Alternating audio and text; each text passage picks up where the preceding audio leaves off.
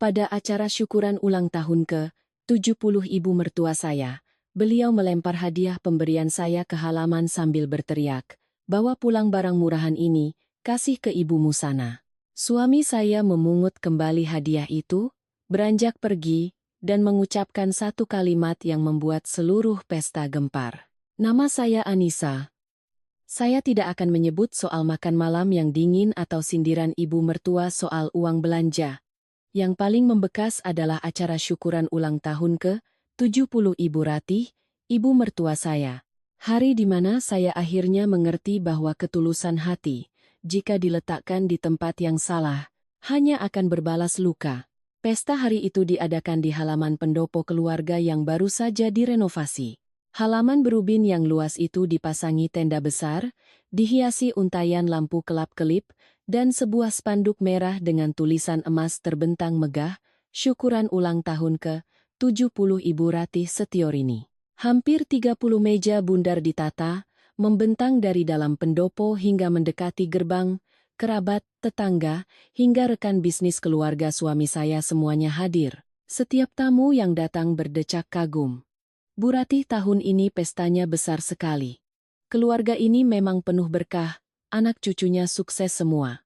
Ibu Ratih duduk di meja utama, mengenakan kebaya beludru ungu yang disulam benang emas, lehernya dihiasi kalung emas besar, sementara tangan dan pergelangannya penuh dengan cincin dan gelang yang berkilauan. Wajahnya dirias tebal, bibirnya dipulas lipstik merah menyala, dan rambutnya disanggul tinggi.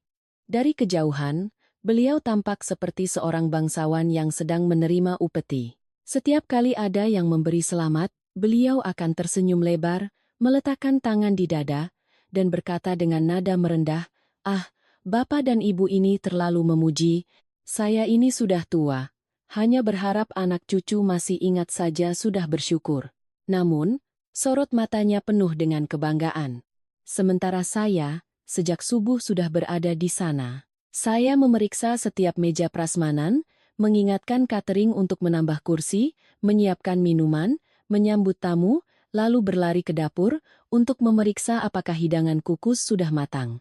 Sepanjang acara, kaki saya nyaris tidak pernah berhenti. Kebaya yang saya kenakan sudah basah oleh keringat di bagian punggung, dan anak rambut di pelipis saya menempel karena lepek. Namun, setiap kali ada tamu yang butuh sesuatu, ibu mertua saya akan memanggil nama saya dengan suara keras di depan semua orang. "Nisa, ambilkan kursi lagi untuk Pak Dekarto. Nisa, tuangkan minum, jangan berdiri saja. Nisa, ke dapur, lihat makanannya sudah siap belum?" Kalau tamu menunggu, malu keluarga kita. Saya hanya bisa menjawab iya, Bu berulang kali.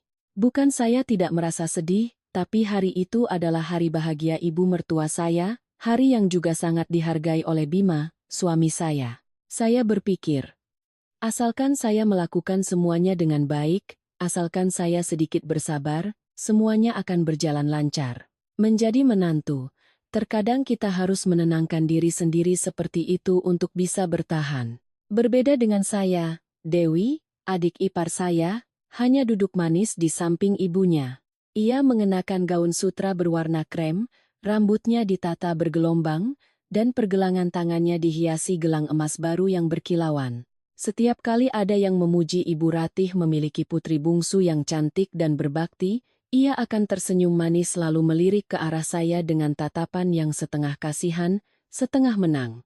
Sesekali ia berbisik ke telinga ibunya, membuat Ibu Ratih menatap saya sekilas lalu tersenyum sinis.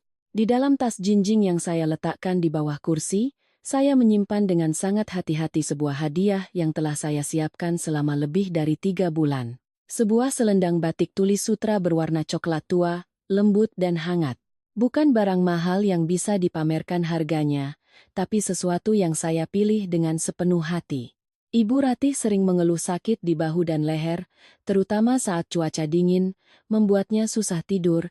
Saya pikir, sebuah selendang yang ringan, hangat, dengan warna yang teduh, akan cocok untuk usianya. Tetapi, yang lebih saya hargai adalah sebuah buku catatan kecil yang sudah usang. Sampulnya telah memudar, saya membungkusnya kembali dengan kertas Samson dan meletakkannya di samping selendang itu. Saya menemukan buku itu saat membersihkan peti peninggalan almarhum bapak mertua saya, Bapak Wijoyo. Di dalamnya, ada beberapa baris tulisan tangan beliau untuk Ibu Ratih dari masa-masa mereka masih hidup susah. Tulisannya sudah sedikit pudar, tapi saat dibaca masih terasa hangat. Saya tidak berani membaca semuanya, hanya membersihkannya dengan hati-hati, membungkusnya kembali, dan berniat memberikannya pada ibu mertua di hari syukuran ini. Saya berharap beliau akan teringat kembali masa-masa sulit saat mereka saling menopang, agar hatinya bisa sedikit melembut. Tiba saatnya sesi anak cucu memberikan hadiah. Tepuk tangan riuh terdengar. Dewi menjadi yang pertama maju. Ia memberikan sebuah kotak beludru merah kepada ibunya, di dalamnya ada sebuah gelang emas yang tebal dan berat. Begitu kotak itu terbuka, ia sengaja berkata dengan suara keras, "Dewi pesankan khusus untuk ibu." Loh, hampir 50 gram, Bu. Ibu pakai ya, biar semua keluarga lihat betapa beruntungnya ibu punya anak perempuan. Ibu Ratih tersenyum hingga matanya menyipit, memeluk putri bungsunya dengan erat, suaranya penuh kebanggaan. Memang hanya anak perempuan ibu yang paling mengerti ibu. Saya yang berdiri di belakang merasakan hati saya sedikit mencelos, tapi saya tetap berusaha tersenyum. Bima berdiri di samping saya, dengan lembut menggenggam tangan saya. Tangannya hangat, meremas pelan seolah memberiku kekuatan. Ia membungkuk dan berbisik, "Berikan saja, Nisa. Ketulusan hatimu sudah lebih dari cukup." Mendengar ucapan suami saya menarik napas dalam-dalam, lalu melangkah maju dengan kedua tangan membawa kotak hadiah. Saya menunduk. Dengan suara yang sopan saya berkata, "Anissa mengucapkan selamat ulang tahun yang ke-70 untuk ibu. Semoga ibu selalu diberi kesehatan, panjang umur, dan bahagia selalu di tengah anak cucu." Ini sedikit tanda hati dari kami berdua. Anissa tahu ibu sering merasa dingin di bahu dan sulit tidur kalau cuaca sedang tidak menentu, jadi Anissa pilihkan selendang ini untuk ibu. Dan buku kecil ini adalah kenang-kenangan dari almarhum Bapak. Anissa pikir ibu pasti ingin menyimpannya. Ibu Ratih menerima kotak itu, awalnya masih tersenyum karena banyak tamu yang memperhatikan. Tapi begitu tutup kotak terbuka, senyum di bibirnya langsung lenyap. Matanya terpaku pada selendang berwarna coklat tua itu, lalu beralih ke buku catatan kecil yang usang. Dalam sekejap, wajahnya menjadi gelap dan dingin. Di hadapan puluhan pasang mata, kotak di tangan saya tiba-tiba terasa seberat batu. Ibu Ratih tidak langsung bicara. Beliau terus menatap selendang di dalam kotak, lalu menatap saya. Sorot matanya berubah dari terkejut menjadi jijik, jari-jarinya yang penuh cincin emas dengan perlahan menjepit selendang itu, seolah sedang mengangkat sesuatu yang kotor dan menjijikan. Beliau mengibaskannya sekali, selendang lembut itu terkulai di udara, warna coklatnya yang seharusnya elegan, mendadak terlihat lusuh di antara kilau emas, amplop merah, dan tawa riang di pesta itu. "Ini beli di pasar Tanah Abang, ya?" Suara Ibu Ratih tidak terlalu keras, tapi cukup untuk membuat seluruh meja utama mendengarnya. "Atau ibumu jualan tidak laku, jadi dikasihkan ke saya?" Wajah saya terasa panas membara. Kalimat itu tidak hanya menghina saya, tapi juga ibu kandung saya. Wanita yang seumur hidupnya berjualan bumbu kering di pasar, mengumpulkan setiap rupiah untuk menyekolahkan saya. Seluruh meja pesta mendadak hening selama beberapa detik. Lalu saya mendengar tawa kecil dari suatu tempat, sangat pelan, tapi setajam jarum yang menusuk kulit. Saya berusaha tetap tenang, kedua tangan saya saling bertaut di depan, suara saya tetap sopan. "Bukan, Bu. Ini selendang batik tulis sutra. Anissa pesan khusus dari perajin di Solo." Anissa tahu ibu sering kedinginan di bagian bahu. Belum sempat saya menyelesaikan kalimat, Ibu Ratih tertawa. Tawa yang sama sekali tidak terdengar gembira, hanya penuh dengan penghinaan. Beliau menoleh pada beberapa kerabat yang duduk di sebelahnya, mengangkat selendang itu seolah sedang mempertontonkan sebuah lelucon. "Lihat semua, ini menantu sulung saya. Pestanya dibuat besar-besaran, tapi hadiah untuk ulang tahun mertuanya seperti barang sumbangan. Saya sudah 70 tahun, masih harus menerima barang seperti ini supaya ditertawakan orang." Beberapa kerabat saling pandang. Ada yang pura-pura menunduk minum, ada yang bahkan tidak berusaha menyembunyikan senyum sinisnya. Saya mendengar Bu Dening, seorang kerabat jauh dari pihak suami, berdecak. Menantu sulung kok hadiahnya begini? Ya kurang pantas. Ini kan syukuran 70 tahun, bukan menjenguk orang sakit. Dewi, yang duduk di sebelah ibunya, langsung mencondongkan tubuh, suaranya semanis madu tapi setiap katanya beracun. Ibu jangan marah. Mungkin Mbak Anissa terbiasa berhemat seperti di keluarganya, jadi tidak tahu kalau syukuran itu harus memberi hadiah apa biar pantas. Keluarga mereka kan hidupnya sederhana, Bu. Kita maklumi saja. Saya menoleh pada adik ipar saya. Ia masih tersenyum. Matanya berbinar seolah baru saja mengucapkan sesuatu yang polos. Tapi saya tahu. Ia sengaja. Sejak saya menjadi menantu, Dewi selalu menjadikan latar belakang keluarga saya sebagai alasan untuk merendahkan saya. Ibu saya berjualan di pasar, tidak punya uang pensiun, tidak pandai bicara manis, tidak punya emas yang melingkar di tangan. Tapi beliau tidak pernah meminta sepeser pun dari keluarga suami saya, juga tidak pernah melakukan apapun yang memberi mereka hak untuk menghina. Saya menggigit bibir, berusaha menelan rasa sesak di dada. Saya berkata pada diri sendiri, hari ini adalah hari syukuran, saya tidak boleh melawan. Tapi Ibu Ratih tampaknya tidak ingin berhenti di situ. Beliau mengambil seluruh kotak hadiah itu, lalu bangkit dari kursinya. Kebaya beludrunya berdesir saat beliau berjalan lurus ke tepi halaman, tempat banyak tamu sedang berbincang. Saya terpaku, tidak mengerti apa yang akan beliau lakukan. Bima di sebelah saya juga terdiam. Dalam sekejap, Ibu Ratih mengayunkan tangannya dan melempar selendang beserta buku kecil itu ke lantai halaman. Halaman itu baru saja disiram air, jadi masih basah. Selendang itu jatuh, salah satu sudutnya langsung basah oleh genangan air keruh. Buku kecil itu terlepas dari bungkusnya, terguling beberapa kali, lalu tergeletak diam di atas ubin yang kotor. Ibu Ratih menunjuk ke arah hadiah itu, suaranya melengking. Bawa pulang barang murahan ini, kasih ke ibumu sana. Jangan dibawa ke sini, bikin malu saya saja, saya membeku. Pada saat itu, semua suara di sekitar saya seolah menjauh. Suara ucapan selamat, denting piring, tawa anak-anak, semuanya berubah menjadi dengungan di telinga saya.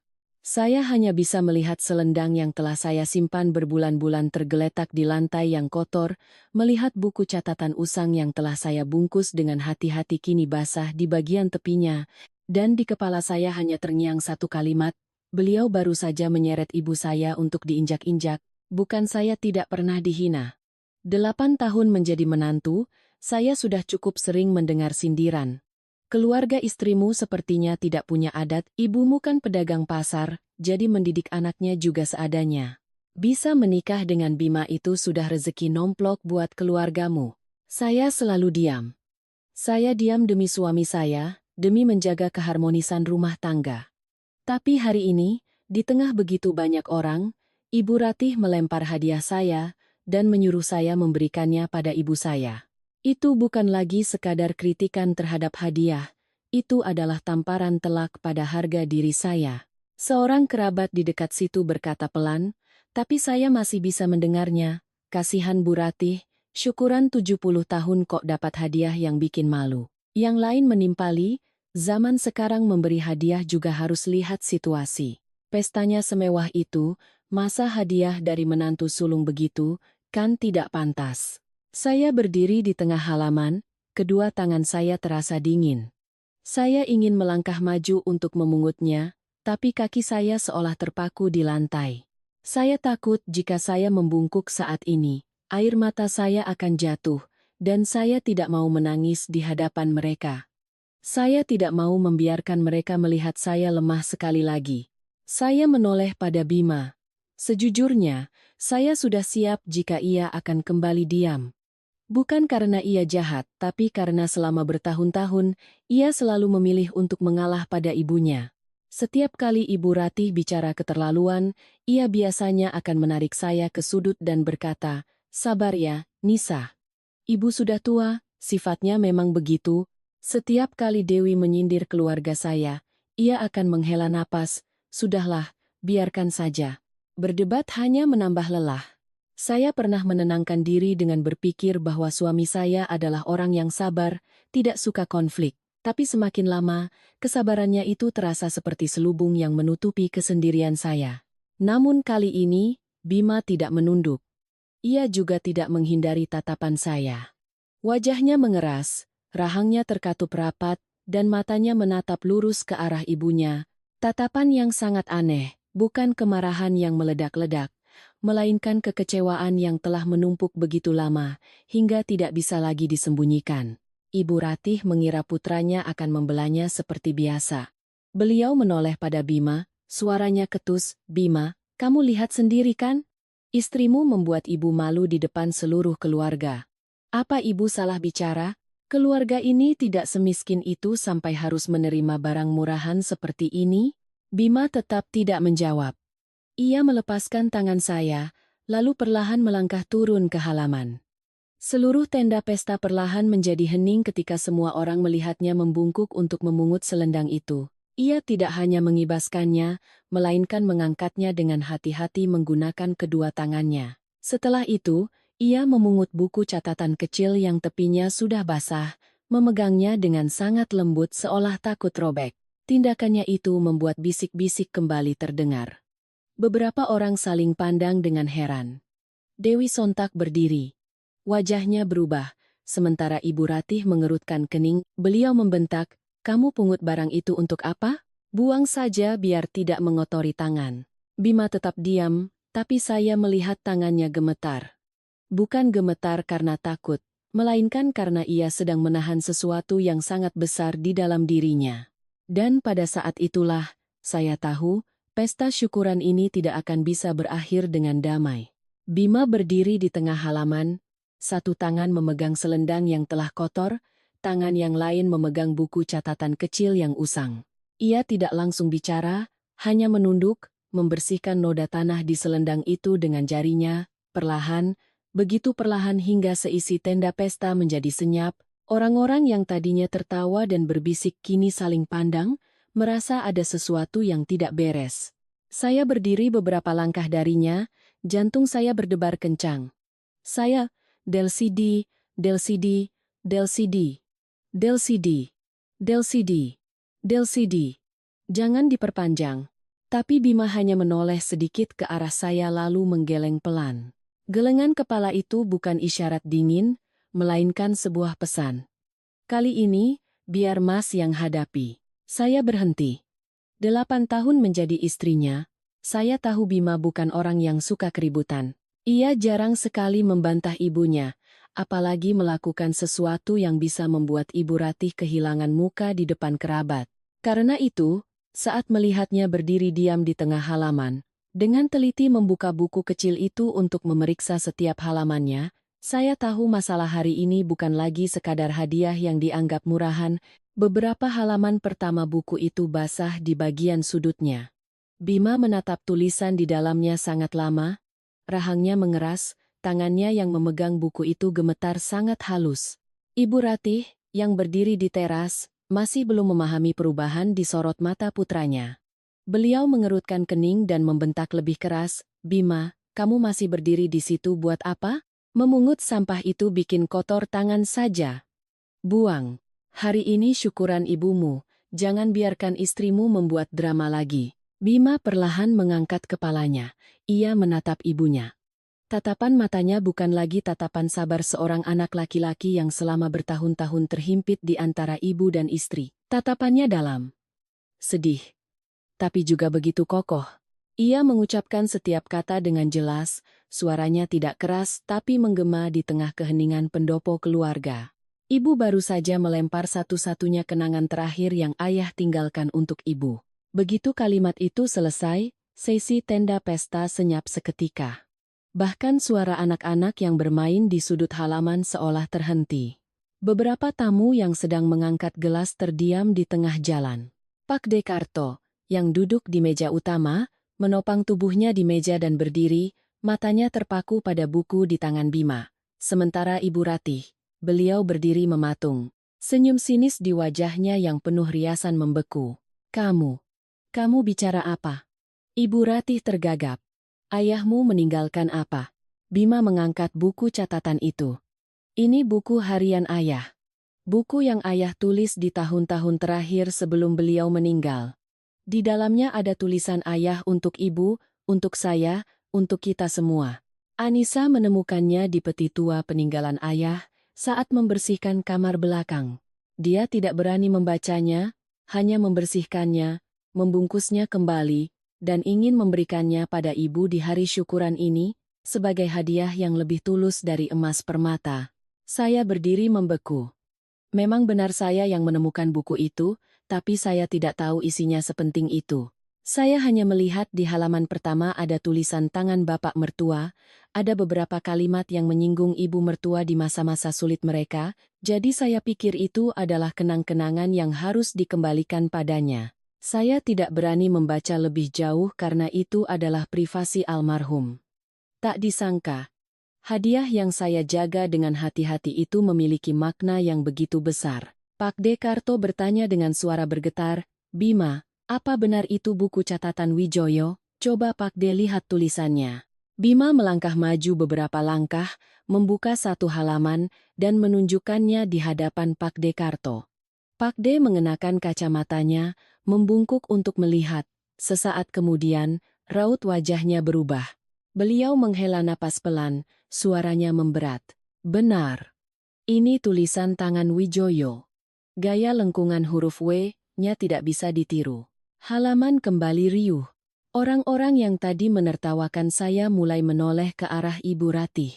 Ada yang menunduk, ada yang menggigit bibir, ada yang berbisik. Kalau itu benar-benar peninggalan Pak Wijoyo, Bu Ratih keterlaluan. Dewi yang berdiri di samping ibunya juga mulai pucat pasi, ia tidak bisa lagi tersenyum. Bima menatap halaman buku yang sedikit basah itu, lalu membacakan satu baris kalimat, suaranya tercekat tapi tetap jelas. "Jika kelak Ratih masih mengingat masa-masa sulit kita, kuharap ia tidak akan pernah merendahkan orang yang tulus di dalam rumah ini.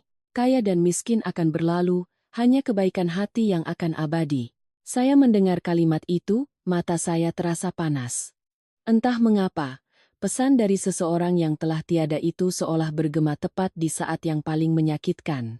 Seisi tenda pesta terdiam, Ibu Ratih menunduk menatap buku itu, bibirnya bergerak-gerak tapi tidak ada kata yang keluar.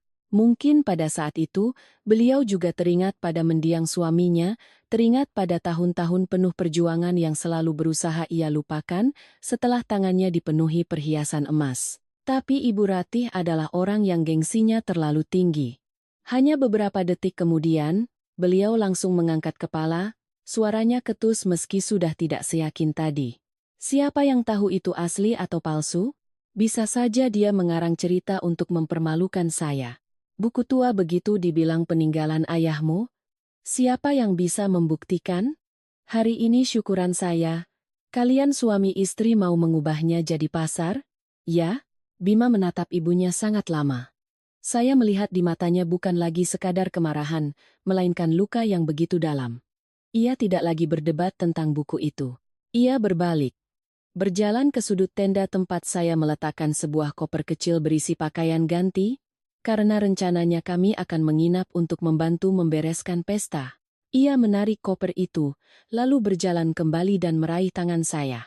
Genggamannya kali ini lebih erat dari sebelumnya. Ia menatap lurus ke arah Ibu Ratih, setiap katanya jatuh ke lantai ubin seperti palu godam. "Mulai hari ini, kami berdua akan pergi dari rumah ini. Dan soal pendopo keluarga yang sedang ibu pamerkan pada semua orang, surat aslinya ada di tangan saya." Halaman itu meledak seperti tumpukan jerami kering yang disulut api. Orang-orang sontak berdiri, saling bertanya, menarik kursi hingga menimbulkan suara gaduh. Pak Dekarto mengerutkan kening. "Pendopo keluarga? Surat apa?" "Bima, coba jelaskan." Wajah Ibu Ratih berubah total. Wajah yang tadinya memerah karena marah, kini pucat pasi. Dewi menatap ibunya dengan panik, sorot matanya menunjukkan ketakutan yang belum pernah saya lihat sebelumnya. Saya berdiri di samping suami saya, hati saya kalut. Saya tidak tahu menahu soal surat-surat ini, tidak mengerti mengapa Bima menyimpannya. Tapi saya tahu satu hal. Ia telah diam terlalu lama, dan kebisuan itu hari ini telah mencapai akhirnya. Bima mengangkat buku catatan itu, lalu menatap ke arah foto almarhum ayahnya yang terpajang di ruang utama. Suaranya memberat, tapi setiap katanya jelas. Ayah meninggal tidak meninggalkan rumah ini untuk ibu jual demi gengsi. Ayah meninggalkan wasiat yang saya simpan, menugaskan saya untuk mengelola rumah pusaka ini, agar tidak ada yang menjualnya, menggadaikannya, atau menukarnya dengan kemewahan sesaat. Saya tidak pernah mau mempermalukan ibu di hari syukuran ini. Tapi hari ini, ibu sendiri yang melempar ketulusan istri saya, melempar kenangan terakhir ayah ke lantai. Ia berhenti sejenak, matanya memerah tapi suaranya tetap tegas. Maka, saya juga tidak punya alasan lagi untuk menyembunyikannya. Ibu Ratih terhuyung mundur selangkah. Pesta syukuran itu, sejak saat itu, resmi jatuh ke dalam kekacauan. Setelah ucapan Bima, pesta syukuran ulang tahun ke-70 Ibu Ratih tidak lagi terasa seperti pesta. Meja-meja yang tadinya ramai dengan canda tawa, dan ucapan selamat mendadak berubah menjadi kerumunan yang gaduh. Ada yang berdiri menanyakan soal surat wasiat. Ada yang menarik kursi mendekat ke tengah halaman. Ada yang saling berbisik tentang status kepemilikan pendopo keluarga yang selama ini selalu dibanggakan Ibu Ratih sebagai miliknya. Di meja utama, gelas-gelas minuman masih terisi, kue ulang tahun belum dipotong, tapi suasananya sudah mendingin. Ibu Ratih melihat sekeliling, menyadari semua mata tertuju padanya, dan langsung naik pitam. Beliau memukul meja dengan keras, suaranya melengking. Kamu jangan mengarang cerita di depan semua kerabat. Rumah ini milik ibu. Ibu sudah tinggal di sini puluhan tahun. Ibu yang merawatnya. Ibu yang mengurus sesajennya. Ibu mau melakukan apapun, itu hak ibu. Kamu sebagai anak berani-beraninya mengancam ibumu dengan surat-surat di hari syukuran begini? Bima tetap berdiri tegak. Satu tangannya memegang buku catatan ayahnya, tangan yang lain menggenggam erat tangan saya. Ia tidak berteriak, tidak membalas dengan kasar, justru ketenangannya itulah yang membuat kata-katanya berbobot. Ibu tinggal di sini puluhan tahun, saya tidak membantahnya. Ibu merawat rumah ini, saya juga tahu. Tapi rumah pusaka ini, sebelum ayah meninggal, sertifikatnya masih atas nama ayah. Beliau mewasiatkannya pada saya untuk dikelola, bukan untuk dimiliki. Di dalam surat wasiat itu tertulis dengan sangat jelas, tidak boleh dijual, tidak boleh digadaikan, dan tidak boleh dijadikan jaminan untuk urusan pribadi siapapun. Pak Dekarto mengerutkan kening, melangkah ke tengah halaman. Bima, apa kamu punya bukti surat itu? Bima mengangguk. Surat aslinya saya simpan, Pak De. Ada tanda tangan ayah dan 2 orang saksi. Satu saksinya Pak Margo yang tinggal di ujung desa. Satu lagi almarhum Pak Lurah yang dulu menjabat. Saya tidak pernah menunjukkannya karena saya pikir, di dalam keluarga masih ada ikatan batin, tidak perlu serba hitam di atas putih. Mendengar itu, para kerabat mulai riuh. Seorang Bude berbisik pelan, tapi saya masih bisa mendengarnya. Selama ini Bu Ratih bilang rumah ini miliknya, ternyata bukan, ya, yang lain menimpali. Pantas saja beberapa waktu lalu saya dengar beliau berencana merenovasi lahan di belakang untuk diberikan pada putri bungsunya. Wajah Ibu Ratih pucat, tapi beliau masih berusaha mempertahankan gengsinya. Ibu bilang, surat apapun tidak sebanding dengan jerih payah ibu merawat rumah ini. Bima itu sudah menikah. Sekarang otaknya dipengaruhi istrinya. Berani sekali dia perhitungan dengan ibu. Memang benar kata orang, membesarkan anak laki-laki itu sia-sia. Pada akhirnya dia akan membela orang luar. Saya mendengar kata orang luar, tenggorokan saya kembali tercekat. 8 tahun menjadi menantu, saya ikut membersihkan rumah ini setiap ada acara, mengelap setiap guci keramik, bahkan ikut menyumbang saat ada bagian atap yang perlu diperbaiki. Tapi begitu ada masalah, saya tetaplah orang luar. Namun kali ini, Bima tidak membiarkan saya menelannya sendirian. Ia menatap ibunya, suaranya memberat. Tidak ada yang menghasut saya, Bu. Ibu sendiri yang membuat saya sadar. Ibu Ratih terdiam. Kalimat itu pendek, tidak kasar, tapi seperti tamparan telak pada semua dalihnya. Dewi yang sejak tadi berdiri di belakang ibunya, terus meremas ujung gaunnya. Wajahnya pucat pasi, matanya bergerak-gerak gelisah. Entah karena panik atau lepas kendali. Ia nyeletuk, "Bu. Terus bagaimana dengan uang muka tanah untukku dan Mas Reza?" Seluruh halaman hening seketika. Ibu Ratih sontak berbalik menatap putrinya. Tatapannya seolah ingin menelannya hidup-hidup. "Kamu diam. Tapi sudah terlambat." Satu kalimat ceroboh dari Dewi itu seperti merobek tirai terakhir, menampakkan sebuah rencana gelap yang coba disembunyikan Ibu Ratih di balik kemegahan pesta syukuran ini. Bima menatap lurus ke arah Dewi. "Uang muka tanah apa?" Dewi menggigit bibirnya, air matanya mulai menggenang, tapi ia masih berusaha menjawab di sela isak tangisnya. "Keluarga Mas Reza bilang, keluarga kita tidak punya apa-apa untuk bekalku menikah. Ibu bilang, setelah acara ini, Ibu bisa carikan uang. Ibu bilang, Mas Bima cukup tanda tangan surat persetujuan. Nanti tidak akan ada masalah." Saya berdiri membeku. Baru saat itulah saya mengerti mengapa beberapa minggu terakhir Ibu Ratih terus-menerus menelepon, mendesak Bima untuk pulang lebih awal. Beliau bilang ada beberapa surat keluarga yang perlu ditandatangani Bima setelah acara syukuran. Beliau bahkan berpesan khusus pada saya, urusan tanah di keluarga ini adalah urusan internal. Kamu menantu, jangan ikut campur. Tahu sedikit saja sudah cukup. Saat itu saya kira beliau hanya ingin menunjukkan kekuasaannya sebagai mertua.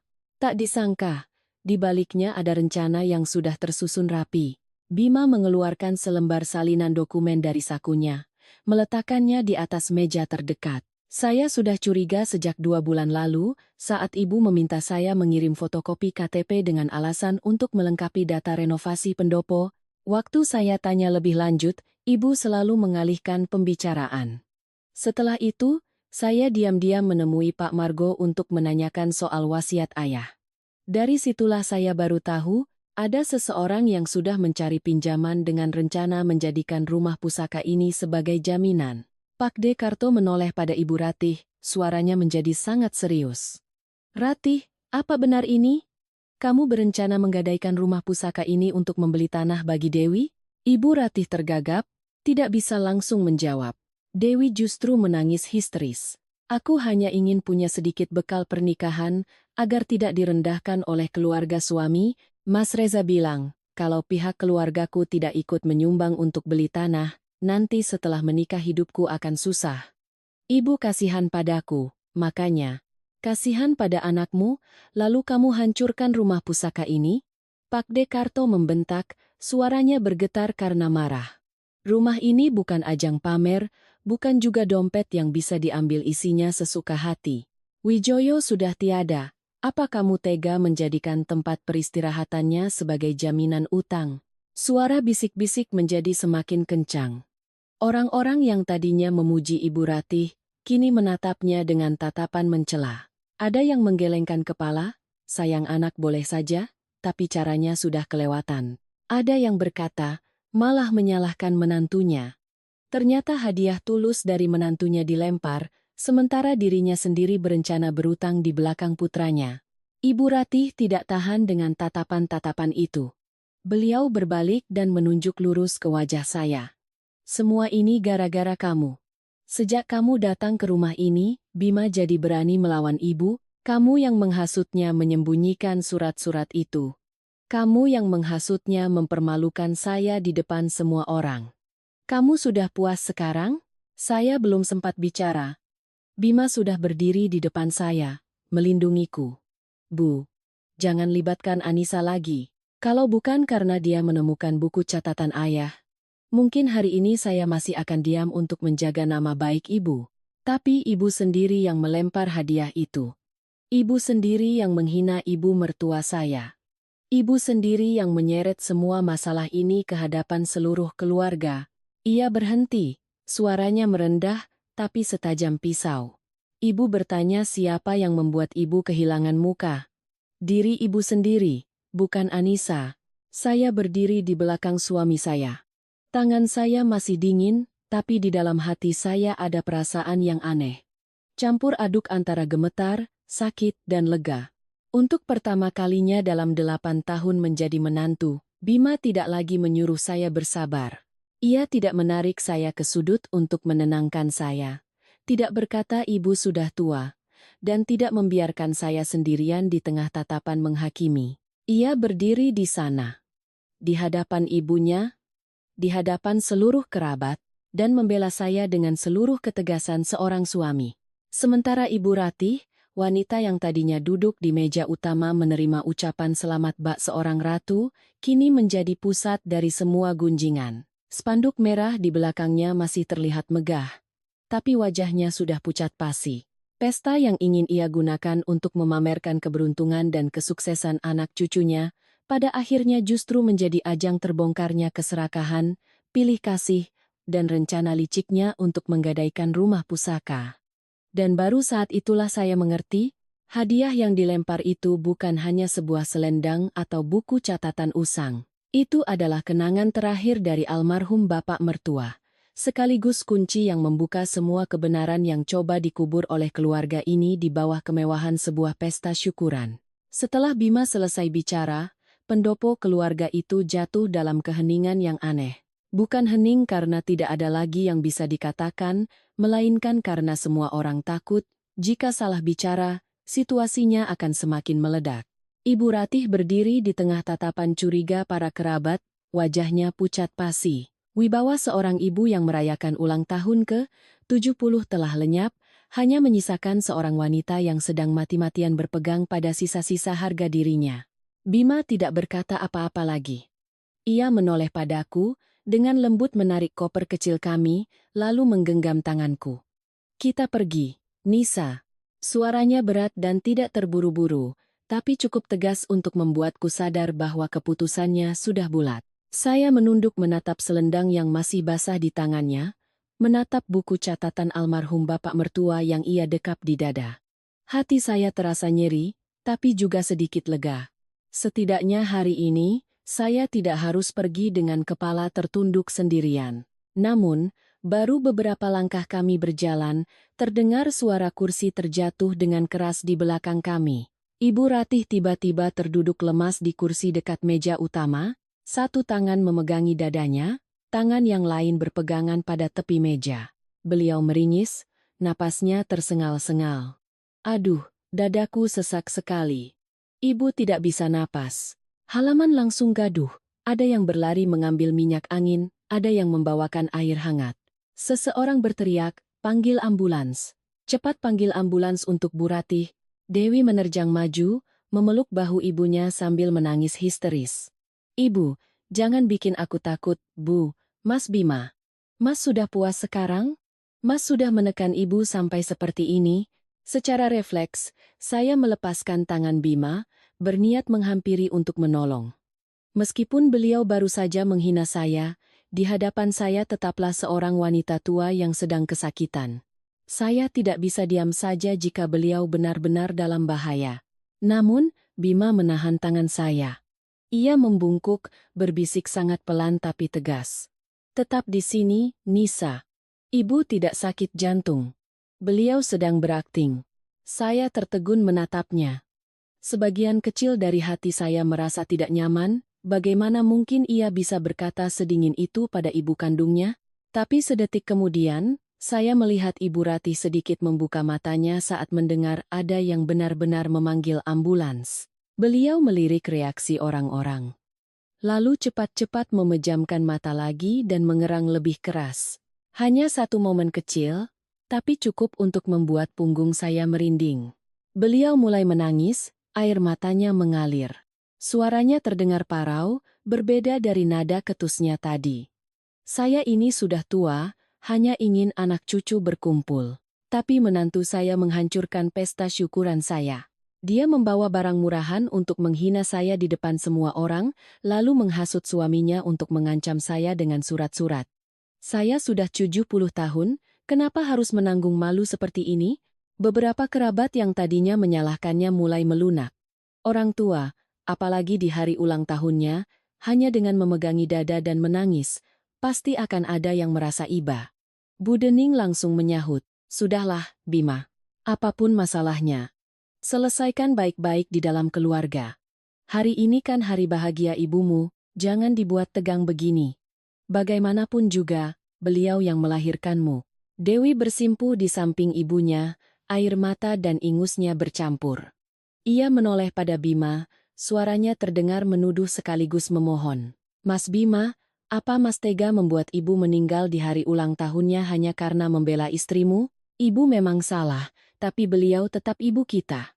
Kalau Mbak Anissa mau bersabar sedikit saja, apa ruginya? Kenapa Mas harus sejauh ini? Saya mendengar kalimat bersabar sedikit saja, apa ruginya, dan hati saya terasa pahit. Orang selalu mudah berkata begitu, ketika kerugian itu tidak menimpa diri mereka. Sebuah hinaan untuk ibu kandung saya, sebuah hadiah yang dilempar ke lantai, 8 tahun direndahkan, bagi mereka itu semua hanyalah sedikit. Saya kira situasinya akan kembali berbalik seperti biasa.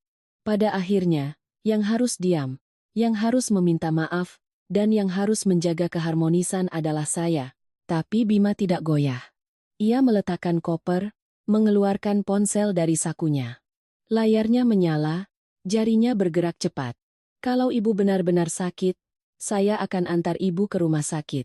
Tapi sebelum semua orang menyimpulkan istri saya yang menghancurkan pesta ini, saya mohon izin agar semua kerabat mendengarkan rekaman ini. Ibu Ratih yang sedang mengerang tiba-tiba berhenti, Dewi juga sontak mengangkat kepala. Bima menekan tombol putar. Dari pengeras suara ponselnya, terdengar suara Ibu Ratih, begitu jelas hingga seisi halaman bisa mendengarnya. Biarkan saja, setelah acara di depan semua kerabat, Bima tidak akan berani membantah. Begitu surat pinjamannya ditandatangani, selesai urusan, Dewi dapat uang untuk beli tanah. Dia kan anak sulung, masa berani bikin ibunya malu? Disusul oleh suara tawa kecil Dewi. Terus bagaimana dengan Mbak Anissa, Bu? Dia kan suka banyak tanya. Suara Ibu Ratih kembali terdengar, dingin dan penuh perhitungan. Dia itu menantu, punya hak apa? Cukup ibu permalukan dia beberapa kali, nanti juga dia sadar diri. Perempuan dari keluarga miskin bisa jadi menantu di sini, sudah seharusnya tahu cara menunduk. Rekaman itu menggema di tengah tenda pesta seperti sember air es yang disiramkan ke wajah semua orang. Tidak ada yang sanggup berkata-kata. Bu Dening yang tadi menasihati Bima kini terdiam. Pak Dekarto memejamkan mata dan menghela napas panjang, tangannya mengepal di atas kursi. Dan saya berdiri membeku. Bukan karena terkejut dengan hinaan Ibu Ratih, melainkan karena untuk pertama kalinya, kebenaran itu diucapkan langsung dari mulutnya. Tidak ada lagi yang bisa menuduh saya terlalu sensitif atau berlebihan. Ibu Ratih sontak bangkit, tidak lagi memegangi dadanya. Beliau menerjang maju, mencoba merebut ponsel dari tangan Bima, mulutnya berteriak, "Matikan. Kamu berani merekam ibumu sendiri, anak durhaka." Justru tindakannya itulah yang membuat semua orang semakin terperangah. Seseorang yang baru saja mengeluh sesak napas, tiba-tiba bisa bangkit secepat itu. Tanpa perlu diungkap lebih jauh, beliau telah membuktikan sendiri bahwa ia baru saja berpura-pura sakit dan kini rencananya terbongkar. Bima mundur selangkah, menjaga ponselnya tetap di tangan. Ia menatap ibunya. Suaranya terdengar sakit tapi tidak lemah. Saya merekam bukan untuk mencelakai ibu. Saya merekam karena saya tahu akan ada hari di mana ibu akan menggunakan air mata untuk menekan saya lagi. Mulai hari ini, saya tidak akan memutuskan ikatan sebagai anak, tapi saya akan memutus hak ibu untuk memanipulasi kami berdua. Ibu Ratih terdiam. Kalimat itu seolah menyumbat semua teriakannya. Bima melanjutkan, saya akan tetap menafkahi ibu sebagai kewajiban seorang anak. Tapi mengenai wasiat ayah, pendopo keluarga ini, dan utang yang ibu buat atas nama saya akan meminta Pak Dekarto dan pengacara keluarga untuk menyelesaikannya secara resmi. Tidak ada lagi yang bisa menggunakan kata bakti untuk memaksa saya tanda tangan sembarangan. Tidak ada lagi yang bisa menggunakan status ibu untuk menginjak-injak istri saya. Selesai berkata, ia menoleh padaku. Saya membungkuk, dengan hati-hati memungut selendang yang kotor itu, memeluk buku catatan almarhum bapak mertua ke dada. Selendang itu tidak lagi bersih, Tepi buku itu sudah basah. Tapi pada saat itu, saya merasa benda-benda itu jauh lebih berharga daripada semua perhiasan emas di tubuh Ibu Ratih.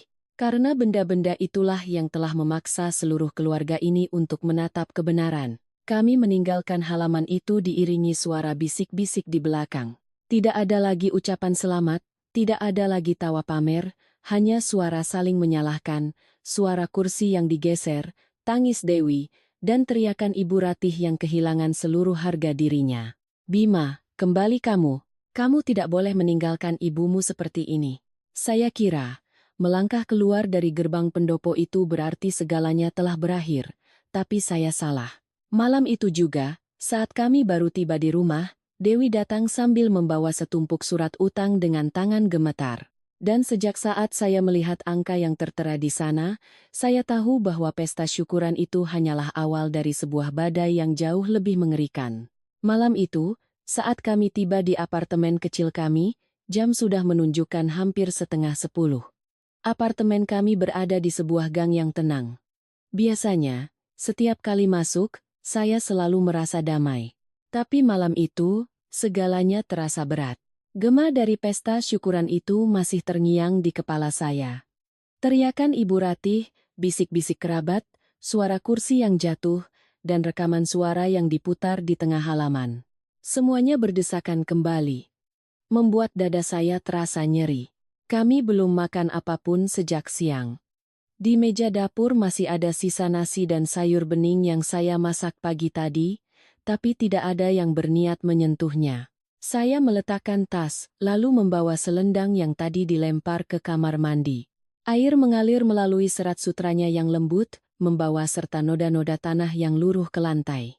Saya mencucinya dengan sangat perlahan, seolah takut jika terlalu keras, hadiah itu akan robek, sama seperti harga diri saya yang terkoyak di pesta tadi. Di ruang tamu, Bima mengambil beberapa lembar tisu. Dengan hati-hati, ia membuka buku catatan ayahnya, mengeringkan setiap halamannya satu persatu. Ia menyalakan kipas angin kecil, lalu menindih kedua sisi buku itu dengan beberapa buku tebal agar tidak melengkung. Saya berdiri di ambang pintu menatapnya, tiba-tiba mata saya terasa panas.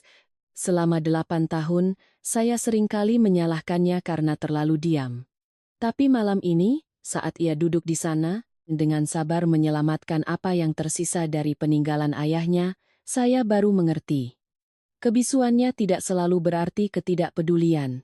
Ada orang yang menahan begitu lama, hingga saat mereka akhirnya berdiri, hati mereka sudah retak di banyak tempat. Kami nyaris tidak berbicara. Bukan karena canggung, tapi karena kami berdua sama-sama lelah. Keheningan malam itu berbeda dari keheningan setelah kami bertengkar dengan keluarganya di masa lalu, tidak lagi terasa menyesakkan, tidak lagi membuat saya merasa sendiri. Rasanya seperti ketenangan dua orang yang baru saja selamat dari badai, belum sempat mengobati luka, tapi setidaknya tahu mereka masih saling berpegangan tangan. Saya baru saja menggantung selendang itu di kamar mandi ketika bel pintu berbunyi bertubi-tubi. Bukan sekali, tapi berkali-kali. Begitu terburu-buru hingga membuat saya terkejut, Bima mengangkat kepala menatap pintu. Belum sempat saya bertanya siapa, dari luar terdengar suara gedoran dan suara Dewi yang tercekat. "Mas Bima, buka pintunya. Aku tahu kalian di dalam. Tolong buka." Bima bangkit perlahan, menatap saya sekilas, lalu berjalan membuka pintu. Begitu pintu terbuka sedikit, Dewi langsung menerobos masuk. Penampilannya tidak lagi angkuh seperti di pesta. Rambutnya acak-acakan, riasannya luntur, matanya bengkak. Di tangannya, ia memeluk setumpuk kertas yang lecek. Begitu sampai di ruang tamu, ia melemparkan tumpukan kertas itu ke meja, suaranya campur aduk antara tangis dan tuduhan. "Kalian sudah membuat ibu malu lalu pergi begitu saja. Sekarang kalau rumah ini mau disita, siapa yang mau tanggung jawab?" Saya terdiam. Bima mengerutkan kening, mengambil tumpukan kertas itu.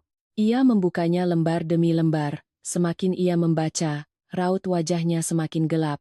Saya menghampirinya, berdiri di sampingnya, dan melihat tulisan surat perjanjian utang tercetak tebal di bagian atas. Angka yang tertulis di dalamnya membuat jantung saya serasa jatuh, 1.000 ribu rupiah, 1 miliar rupiah. Di bawah bagian tujuan pinjaman, tertulis, biaya tambahan untuk renovasi dan pemeliharaan pendopo keluarga. Tapi di halaman berikutnya, di bagian bukti transfer, rekening penerima justru atas nama Dewi. Bima tertawa sinis, tawa yang sama sekali tidak terdengar lucu. Ia meletakkan kertas itu di meja, bertanya kata demi kata, renovasi pendopo keluarga, tapi uangnya masuk ke rekeningmu? Dewi menghindari tatapan kami. Ia menarik kursi dan duduk, kedua tangannya saling meremas. Aku hanya menampung untuk ibu. Ibu bilang uang itu untuk urusan keluarga. Termasuk sebagian untuk uang muka tanahku dan Mas Reza. Bima membuka lembar salinan bukti transfer yang terlampir. 600 juta langsung ditransfer ke rekening atas nama Reza. 200 juta ditarik tunai. Jadi, bagian mana yang untuk renovasi pendopo? Dewi terdiam. Ruangan itu tiba-tiba terasa dingin.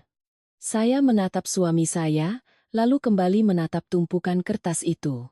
Beberapa menit yang lalu saya masih berpikir keributan di pesta sudah cukup mengerikan.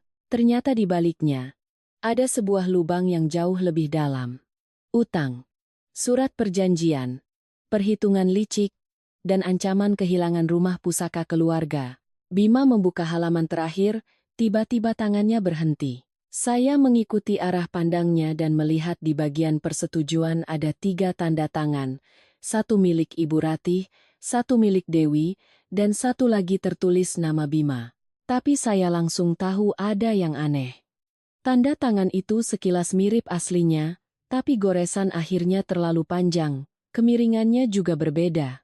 Bima meletakkan jarinya di atas tanda tangan itu, suaranya memberat. Tanda tangan ini dari mana? Wajah Dewi pucat pasi, aku tidak tahu. Ibu bilang Mas sudah setuju. Ibu bilang cukup tanda tangan saja untuk melengkapi syarat, nanti setelah pesta ibu akan bicara pada Mas. Mas tidak pernah menandatanganinya. Bima menatap lurus adiknya. Dewi, lihat Mas dan jawab. Siapa yang memalsukan tanda tangan Mas? Ia menunduk dalam-dalam, tidak menjawab. Saya segera mengeluarkan ponsel dan memotret setiap halaman dokumen itu. Jumlah uang, tanggal, rekening penerima, hingga bagian tanda tangan dan sidik jari yang samar di akhir kontrak. Saya tidak membuat keributan. Setelah semua yang terjadi, saya sadar satu hal. Di tengah kekacauan, bukti lebih penting dari air mata. Melihat saya memotret, Dewi panik dan sontak berdiri. Mbak mau apa? Kenapa difoto? Ini urusan keluargaku. Saya mengangkat kepala menatapnya. Urusan keluargamu sudah menjadi surat utang senilai 1 miliar dengan tanda tangan palsu suamiku. Mulai saat ini bukan lagi sekadar pertengkaran keluarga. Bima meletakkan tumpukan kertas itu di meja. Suaranya tenang tapi berat seperti batu.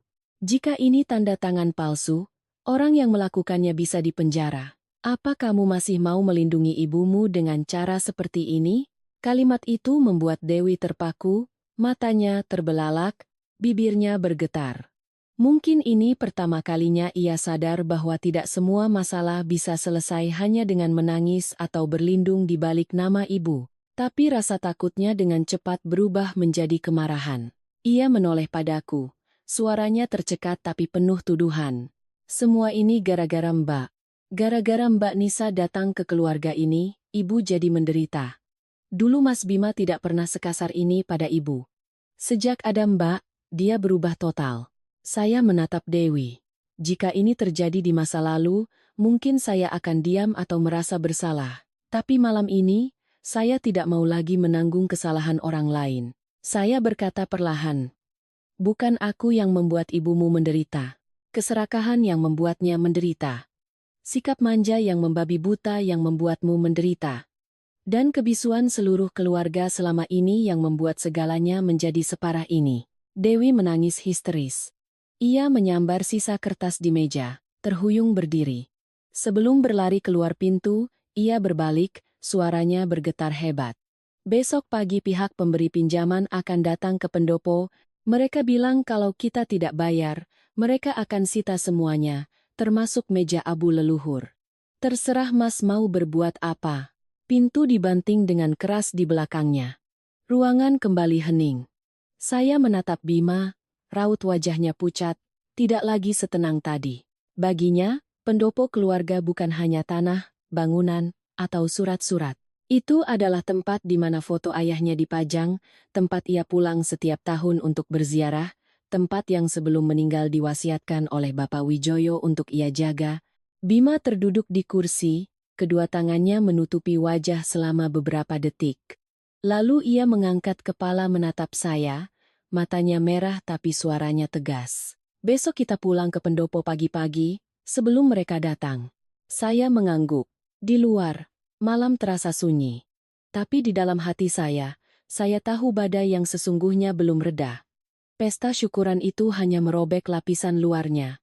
Besok pagi, para penagih utang itu akan datang.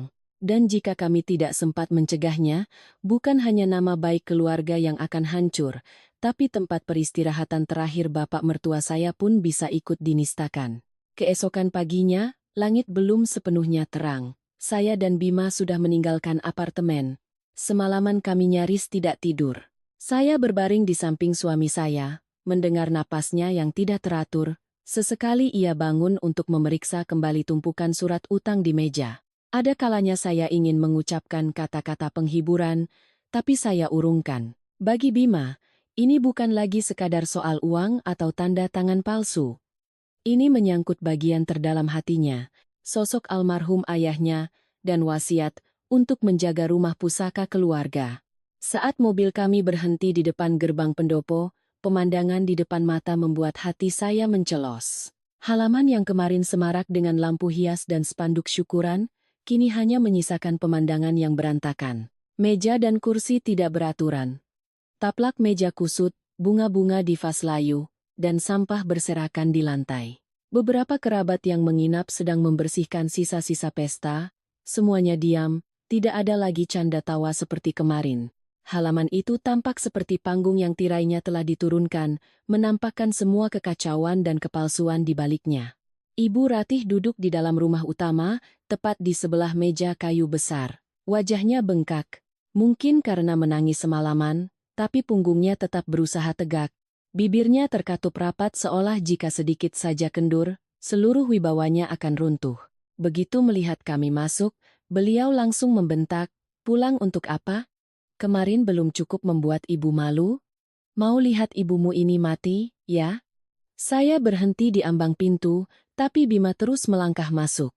Ia tidak membantah. Ia meletakkan map berisi surat utang di atas meja, di hadapan foto almarhum ayahnya, suaranya serak karena kurang tidur.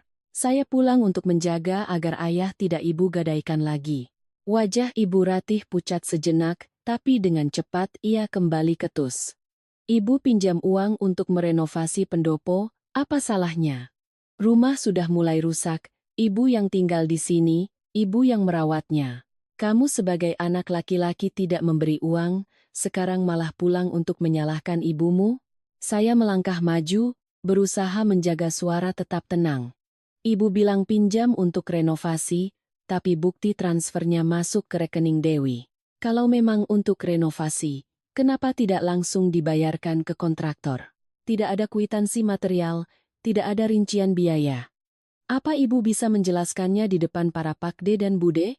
Beberapa kerabat yang sedang membersihkan halaman mendengar itu dan berhenti bekerja. Pakde Karto, yang kemarin sempat menasihati Bima, melangkah masuk dari teras. Tangannya masih memegang lap. Beliau menatap tumpukan surat itu, lalu menatap Ibu Ratih. Tatapannya sudah berbeda, bukan lagi tatapan yang membela, melainkan penuh kecurigaan. Ibu Ratih menjadi gugup. Dikasihkan ke Dewi memangnya kenapa? Dia kan anak ibu, dia yang bantu carikan tukang. Kamu jangan perhitungan begitu, menantu kok mengawasi mertuanya seperti maling. Tidak sopan. Saya belum sempat menjawab, dari luar gerbang terdengar suara rem motor yang berdecit. 3 pria berpenampilan asing masuk ke halaman. Pria yang di depan mengenakan kemeja hitam, lehernya dihiasi kalung emas tebal, tangannya membawa sebuah map. 2 pria di belakangnya berwajah sangar, berdiri menghalangi jalan keluar seolah takut ada yang kabur. Suasana di dalam rumah langsung tegang. Pria berkemeja hitam itu melihat sekeliling, lalu tersenyum sinis. "Wah, Sedang kumpul keluarga. Ya, baguslah. Saya datang untuk menagih utang sesuai jadwal. Kemarin katanya ada acara syukuran. Kami masih beri kelonggaran. Tapi hari ini sudah lewat jatuh tempo. Bunga tidak dibayar, pokoknya juga tidak ada kabar. Jadi, bagaimana ini? Ibu Ratih sontak berdiri, wajahnya sama sekali tidak berdarah. Tolong bicara pelan-pelan, ini rumah ibadah keluarga, jangan bikin ribut. Pria itu tertawa mengejek, membanting mapnya ke meja. Waktu pinjam, ibu bilang rumah ini berharga. Pendopo keluarga terpandang, anak sulungnya setuju tanda tangan. Sekarang giliran ditagih, malah minta kami bicara pelan. Kami juga punya aturan. Kalau hari ini bunga tunggakan tidak dibayar, kami akan segel beberapa barang berharga di sini sebagai jaminan. Salah seorang pria di belakangnya menatap lurus ke ruang utama, melontarkan kalimat dingin. Rumah ini yang berutang, rumah ini yang tanggung jawab. Jangan bawa-bawa urusan leluhur, meja abu itu sepertinya dari kayu bagus. Kalau mau tetap di situ, ya bayar utangnya. Begitu kalimat itu terucap, seisi keluarga seolah terhina. Pak Dekarto maju ke depan, berdiri menghalangi ruang utama, wajahnya memerah karena marah. Anda bicara yang sopan. Utang siapa? Dia yang bayar. Tidak ada yang boleh menyentuh tempat ibadah ini. Coba saja melangkah masuk, saya panggil seluruh warga ke sini. Saya menatap Pak Dekarto. Kemarin, beliau masih menasihati kami untuk bersabar. Tapi hari ini, di hadapan penghinaan terhadap tempat suci keluarga, justru beliaulah yang pertama kali berdiri menghadang. Mungkin manusia memang terkadang baru akan sadar ketika kesalahannya sudah menyentuh hal yang paling sakral.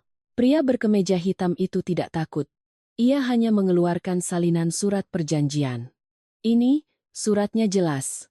Ibu Ratih tanda tangan, Dewi tanda tangan, Bima juga tanda tangan, 3 orang penjamin, jangan bilang kami mengada-ada. Bima mengambil surat itu, menunjuk tanda tangan terakhir. Tanda tangan ini palsu. Saya tidak pernah menandatangani perjanjian apapun dengan Anda. Saya minta dibuat berita acara di tempat, dengan ketua adat sebagai saksi, dan saya akan panggil polisi. Mendengar kata polisi, Ibu Ratih panik dan menarik tangan putranya. Wajah kerasnya luruh seketika.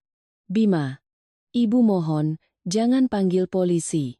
Ibu sudah tua, tidak akan kuat. Nanti kita bicara baik-baik, nak. Kalau orang luar tahu, Ibu mau taruh di mana muka ini? Bima menatap ibunya, matanya memerah. Saya tahu ia terluka. Tidak ada anak yang tega memojokkan ibunya sendiri di hadapan orang lain. Tapi ia tetap menarik tangannya, berkata perlahan, kalau hari ini saya menutupi kesalahan ibu lagi, besok ibu akan mencelakai lebih banyak orang. Ibu boleh marah pada saya, tapi saya tidak akan membiarkan ayah yang sudah tenang di atas sana ikut terseret dalam utang ini.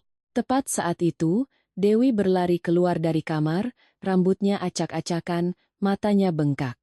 Ia memeluk kaki Bima, menangis histeris. Mas, tolong selamatkan ibu, jangan panggil polisi, aku mohon mas. Ibu melakukan ini semua juga karenaku. Pria berkemeja hitam itu menoleh padanya, menyeringai. Nah, Nona Dewi bicara begitu malah lebih mudah. Uangnya kan masuk ke rekening Anda. Surat komitmen pembayaran 30 hari juga ada tanda tangan Anda. Ibu Anda hanya penjamin, penerima uangnya kan Anda. Dewi langsung bungkam, bibirnya bergetar, wajahnya pucat pasi. Ibu Ratih juga tidak bisa berkata apa-apa lagi. Pak Dekarto menatap kedua ibu dan anak itu, menghela napas berat, lalu menoleh pada salah seorang keponakannya. Panggil Pak RT, panggil juga polisi. Hari ini harus tuntas. Tidak bisa pendopo keluarga ini jadi tempat orang datang mengancam mau menyita meja abu. Saya berdiri di samping Bima, melihat tangannya yang terkepal erat. Di halaman, kursi-kursi sisa pesta syukuran masih berantakan. Di dalam rumah, suara telepon yang memanggil polisi terdengar nyaring, dan saya sadar. Sejak saat itu, semua dalih dan kebohongan Ibu Ratih tidak lagi cukup untuk menutupi kebenaran. Konfrontasi yang sesungguhnya akan segera dimulai. Kurang dari 20 menit kemudian, Ketua RT bersama 2 petugas dari Polsek setempat tiba di pendopo, Ruang utama yang biasanya sakral kini berubah menjadi ruang mediasi. Di atas meja kayu, tumpukan surat utang tergeletak di samping salinan bukti transfer, foto-foto yang saya ambil semalam, dan ponsel Bima yang berisi rekaman suara. Saya berdiri di samping suami saya, berusaha bernapas dengan teratur. Di hadapan kami ada Ibu Ratih, Dewi, 3 orang penagih utang, dan beberapa sesepuh keluarga. Di luar teras, beberapa tetangga masih penasaran mengintip, tapi Pak Dekarto dengan tegas meminta mereka untuk tidak berkumpul. Untuk pertama kalinya, saya melihat beliau berusaha menjaga sisa-sisa ketertiban di keluarga ini. Seorang petugas kepolisian membuka map, suaranya tenang. Sekarang, mohon masing-masing pihak menjelaskan kronologinya. Siapa yang punya bukti, silakan tunjukkan. Tidak perlu emosi atau saling menyalahkan. Ibu Ratih, begitu mendengar itu, langsung menunjuk saya. Bapak harusnya tanya menantu saya ini. Dari kemarin dia terus menghasut suaminya untuk membuat kekacauan. Dia mau masalah internal keluarga kami jadi urusan hukum supaya saya dipermalukan. Saya menatapnya. Dulu, mungkin saya akan gemetar karena marah dan berusaha membela diri. Tapi setelah semua yang terjadi, saya sadar berdebat dengannya hanya akan memperkeruh suasana. Saya hanya membuka ponsel, menunjukkan foto-foto yang saya ambil semalam kepada petugas. Ini adalah surat utang yang dibawa oleh Dewi ke apartemen kami semalam. Ini bagian tanda tangan atas nama suami saya. Dan ini adalah rekaman suara di pesta syukuran, di mana ibu mertua saya mengatakan akan memaksa Mas Bima menandatangani surat pinjaman setelah acara selesai. Bima meletakkan KTP-nya di meja. Saya tegaskan, saya tidak pernah menandatangani surat ini. Jika pihak pemberi pinjaman bersikeras, saya minta dilakukan uji forensik tanda tangan. Saya juga minta diperiksa siapa saja yang hadir saat surat itu dibuat. Pria berkemeja hitam yang tadi sombong kini sedikit gugup. Ia melirik kedua temannya, lalu menjawab dengan ragu. Kami hanya mengikuti dokumen yang diberikan. Urusan internal keluarga Anda, kami tidak tahu. Selama suratnya lengkap, ada yang menerima uang, kami cairkan. Petugas bertanya lagi. Jadi saat penandatanganan, Anda tidak melihat langsung saudara Bima menandatanganinya? Pria itu terdiam beberapa detik, lalu menjawab, tidak. Ibu Ratih dan Dewi yang membawa surat itu. Mereka bilang Mas Bima sibuk, jadi sudah ditandatangani lebih dulu. Suasana di ruangan menjadi tegang. Jawaban itu sama saja dengan mengakui prosesnya tidak benar. Ibu Ratih langsung memukul meja. Dia itu anak saya. Saya tanda tangan atas namanya memangnya kenapa? Uangnya juga untuk urusan keluarga, bukan untuk saya foya-foya. Bima memejamkan mata, seolah sedang menelan kepahitan. Petugas menoleh pada Dewi. Saudari Dewi. Anda yang menerima uangnya. Tolong jelaskan. Tanda tangan kakak Anda ini siapa yang buat? Dewi duduk meringkuk di kursi, wajahnya pucat. Kedua tangannya meremas ujung bajunya hingga kusut. Awalnya ia hanya menunduk, tapi saat petugas mengulangi pertanyaannya, air matanya tumpah. Saya yang tanda tangan. Tapi saya tidak berniat mencelakai Mas Bima. Ibu bilang Mas Bima sayang ibu. Nanti kalau tahu juga tidak akan tega menuntut. Ibu bilang yang penting uangnya cair dulu, nanti setelah pesta akan dijelaskan pada Mas Bima. Satu ruangan senyap. Ibu Ratih menerjang maju. Mencoba membekap mulut putrinya, wajahnya panik. Kamu gila? Kamu mau ibu mati? Kenapa kamu bicara begitu di depan orang lain? Justru tindakannya itulah yang membuat semua dalihnya runtuh. Tidak ada lagi yang percaya bahwa beliau tidak tahu menahu soal tanda tangan palsu itu. Dewi menangis histeris, menepis tangan ibunya. Aku sudah tidak tahan lagi, Bu. Mereka mengancam akan menyita meja abu ayah. Aku takut. Pak Dekarto sontak berdiri. Seumur hidup, jarang saya melihat seorang pria tua gemetar karena amarah seperti itu. Beliau menunjuk Ibu Ratih, suaranya tercekat. Ratih, kamu sudah salah besar. Salah bukan karena berutang, orang bisa saja kesulitan. Tapi kamu menyeret almarhum, menyeret tempat ibadah, memalsukan tanda tangan anakmu, dan menghina menantumu ke dalam kesalahanmu. Kamu sendiri yang menghancurkan rumah ini Ibu Ratih terpaku. Mungkin beliau tidak menyangka. Orang pertama yang akan menghakiminya dengan keras adalah Pak Dekarto. Orang yang selama ini selalu menjadi penengah dan menjaga nama baiknya. Pak Dekarto menoleh pada saya. Tatapannya melembut, tapi penuh dengan penyesalan. Nisa, kemarin Pak D ikut menyalahkanmu, menyuruhmu bersabar demi keharmonisan. Pak D minta maaf. Keluarga ini berutang permintaan maaf padamu. Kamu tidak salah saat berusaha mempertahankan kehormatan terakhir dari peninggalan almarhum Wijoyo. Mendengar itu, tenggorokan saya tercekat. 8 tahun menjadi menantu, saya tidak pernah berharap dianggap seperti anak kandung.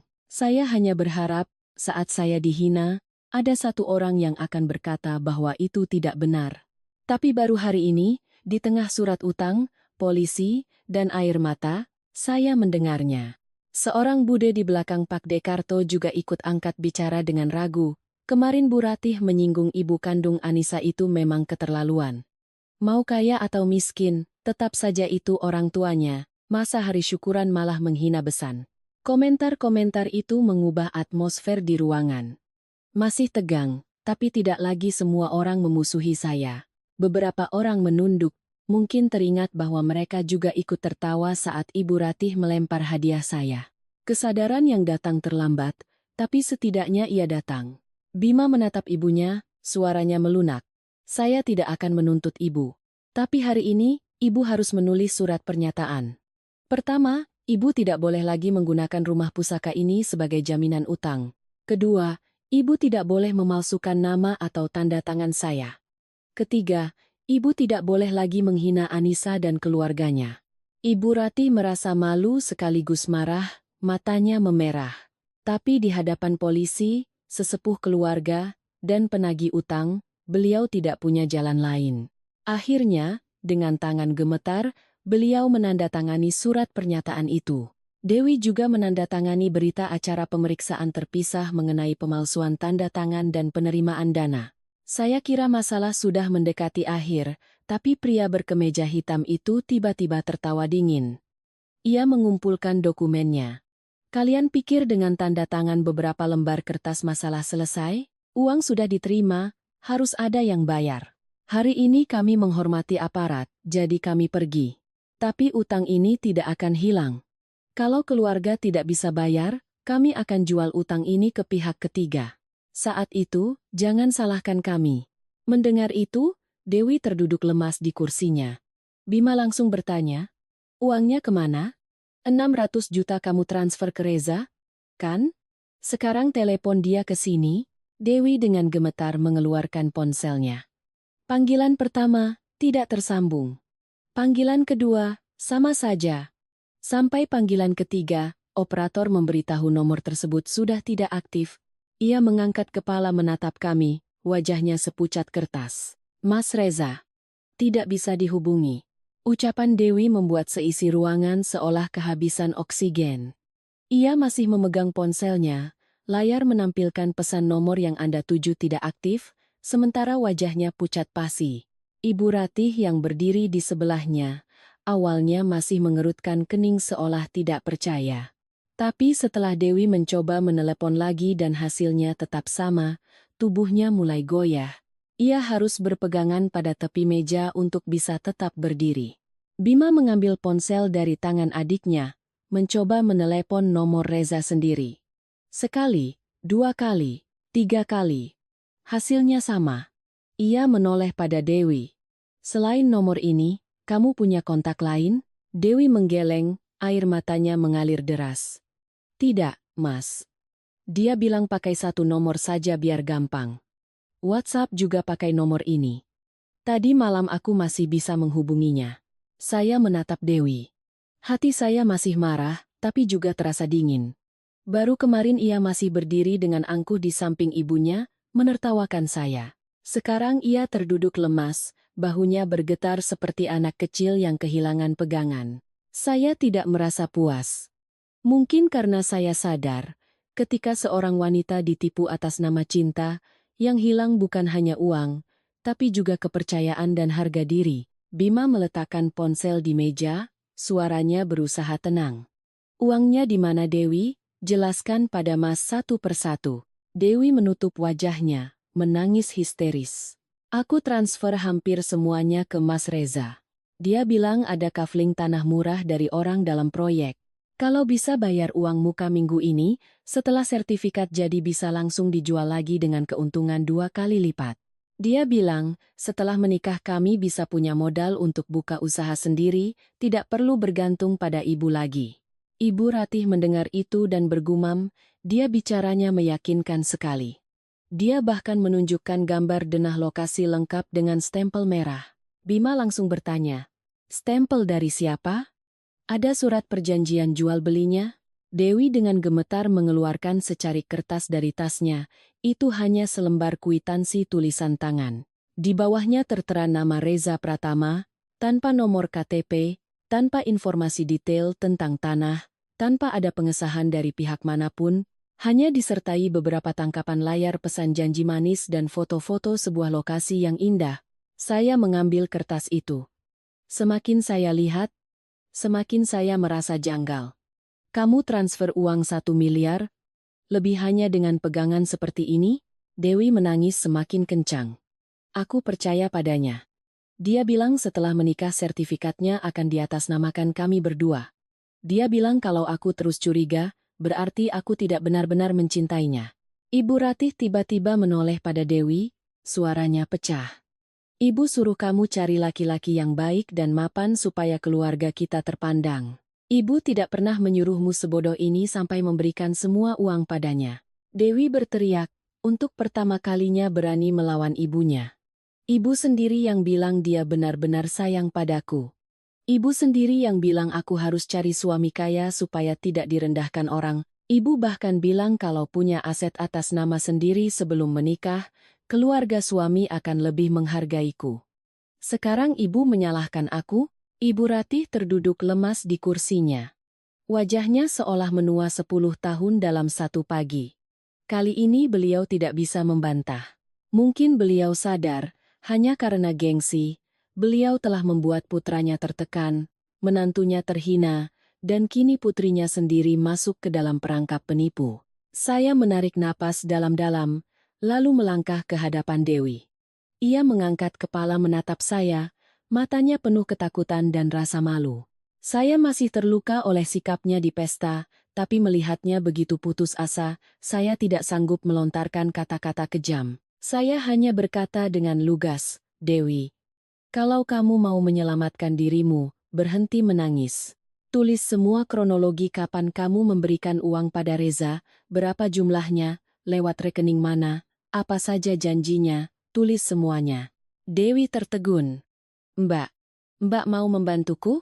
Saya menjawab, "Mbak membantumu bukan karena Mbak lupa kejadian kemarin. Mbak membantumu karena jika sekarang kamu terus diam, penipu itu akan terus mencari korban lain." Bima menarik kursi, duduk di hadapan adiknya. Suaranya tidak lagi seketus tadi, tapi tetap sangat serius. "Mas membantumu bukan agar kamu bisa kembali kurang ajar pada istri Mas. Mas membantumu karena kamu tetap adik Mas, dan karena Mas tidak mau ibu melakukan kesalahan lebih fatal lagi. Sejauh mana kamu mau jujur, sejauh itulah kesempatanmu. Kalau kamu masih mencoba menutupi sesuatu karena malu, Mas juga tidak bisa menolong." Dewi mengangguk di antara isak tangisnya. Ia mengambil kertas dan pulpen, mulai menulis. Tangannya gemetar hingga tulisannya tidak karuan, tapi setidaknya ia sudah mulai menghadapi kenyataan. Saat itu, Pak Dekarto menelepon salah seorang keponakannya yang bekerja di sebuah bank. Kurang dari setengah jam kemudian, keponakan itu datang membawa laptop. Setelah memeriksa riwayat transfer, wajahnya menjadi serius. "Rekening penerima ini mencurigakan, Pak D. Dalam 2 bulan terakhir, ada banyak transfer masuk dalam jumlah besar dari beberapa rekening atas nama perempuan yang berbeda. Keterangan transfernya mirip-mirip semua. DP tanah, modal usaha, simpanan kafling. Satu ruangan hening." Saya melihat Dewi menutup mulutnya dengan tangan, air matanya kembali tumpah. Ibu Ratih menatap layar laptop, seolah tidak percaya pria yang ia puji sebagai calon menantu idaman ternyata adalah seorang penipu profesional. Keponakan itu melanjutkan, Kemungkinan besar ini sindikat, bukan kasus tunggal. Modusnya menyasar wanita yang ingin cepat kaya, lalu menggunakan janji pernikahan untuk mendapatkan kepercayaan. Kalau masih ada bukti percakapan, foto, atau rekaman suara, jangan pernah dihapus. Saya menoleh pada Dewi. Dengar itu, jangan hapus apapun hanya karena malu. Malu sekali lebih baik daripada membiarkan dia bebas menipu orang lain. Dewi menatap saya sangat lama. Untuk pertama kalinya, tatapan matanya tidak lagi sinis atau angkuh. Ia menunduk. Suaranya nyaris tak terdengar. Mbak Nisa, maafkan aku soal kemarin. Aku salah. Saya terdiam beberapa detik. Permintaan maaf itu datang terlambat, tapi tidak sia-sia. Permintaan maaf tidak akan menyelamatkanmu, Dewi. Tapi kejujuran mungkin bisa. Bima berdiri, mengumpulkan semua dokumen ke dalam satu map. Kita harus segera melapor.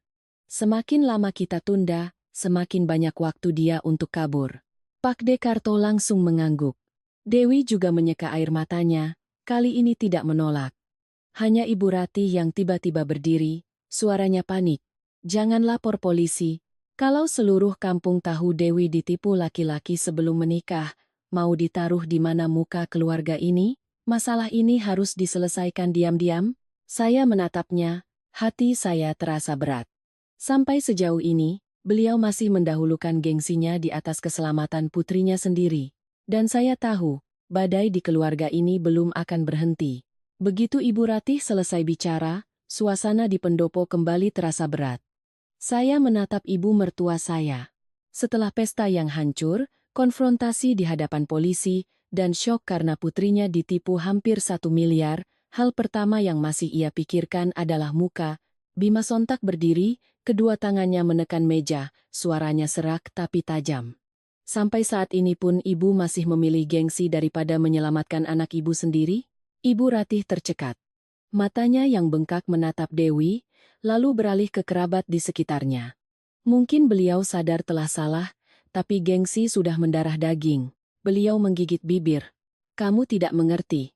Kehormatan seorang gadis itu penting. Kalau seluruh desa tahu dia ditipu, bagaimana nasibnya nanti? Saya maju selangkah, berusaha menjaga suara selembut mungkin. Bu, kehormatan bukan berarti menyembunyikan fakta bahwa kita adalah korban. Kehormatan justru terletak pada keberanian untuk keluar dari jebakan. Kalau kita diam, Reza tidak hanya akan menipu Dewi, tapi juga korban-korban lainnya. Pak Dekarto mengangguk. Anissa benar. Ratih, ditipu itu tidak lebih memalukan daripada tahu ditipu tapi malah melindungi si penipu. Sekarang kamu takut gunjingan tetangga.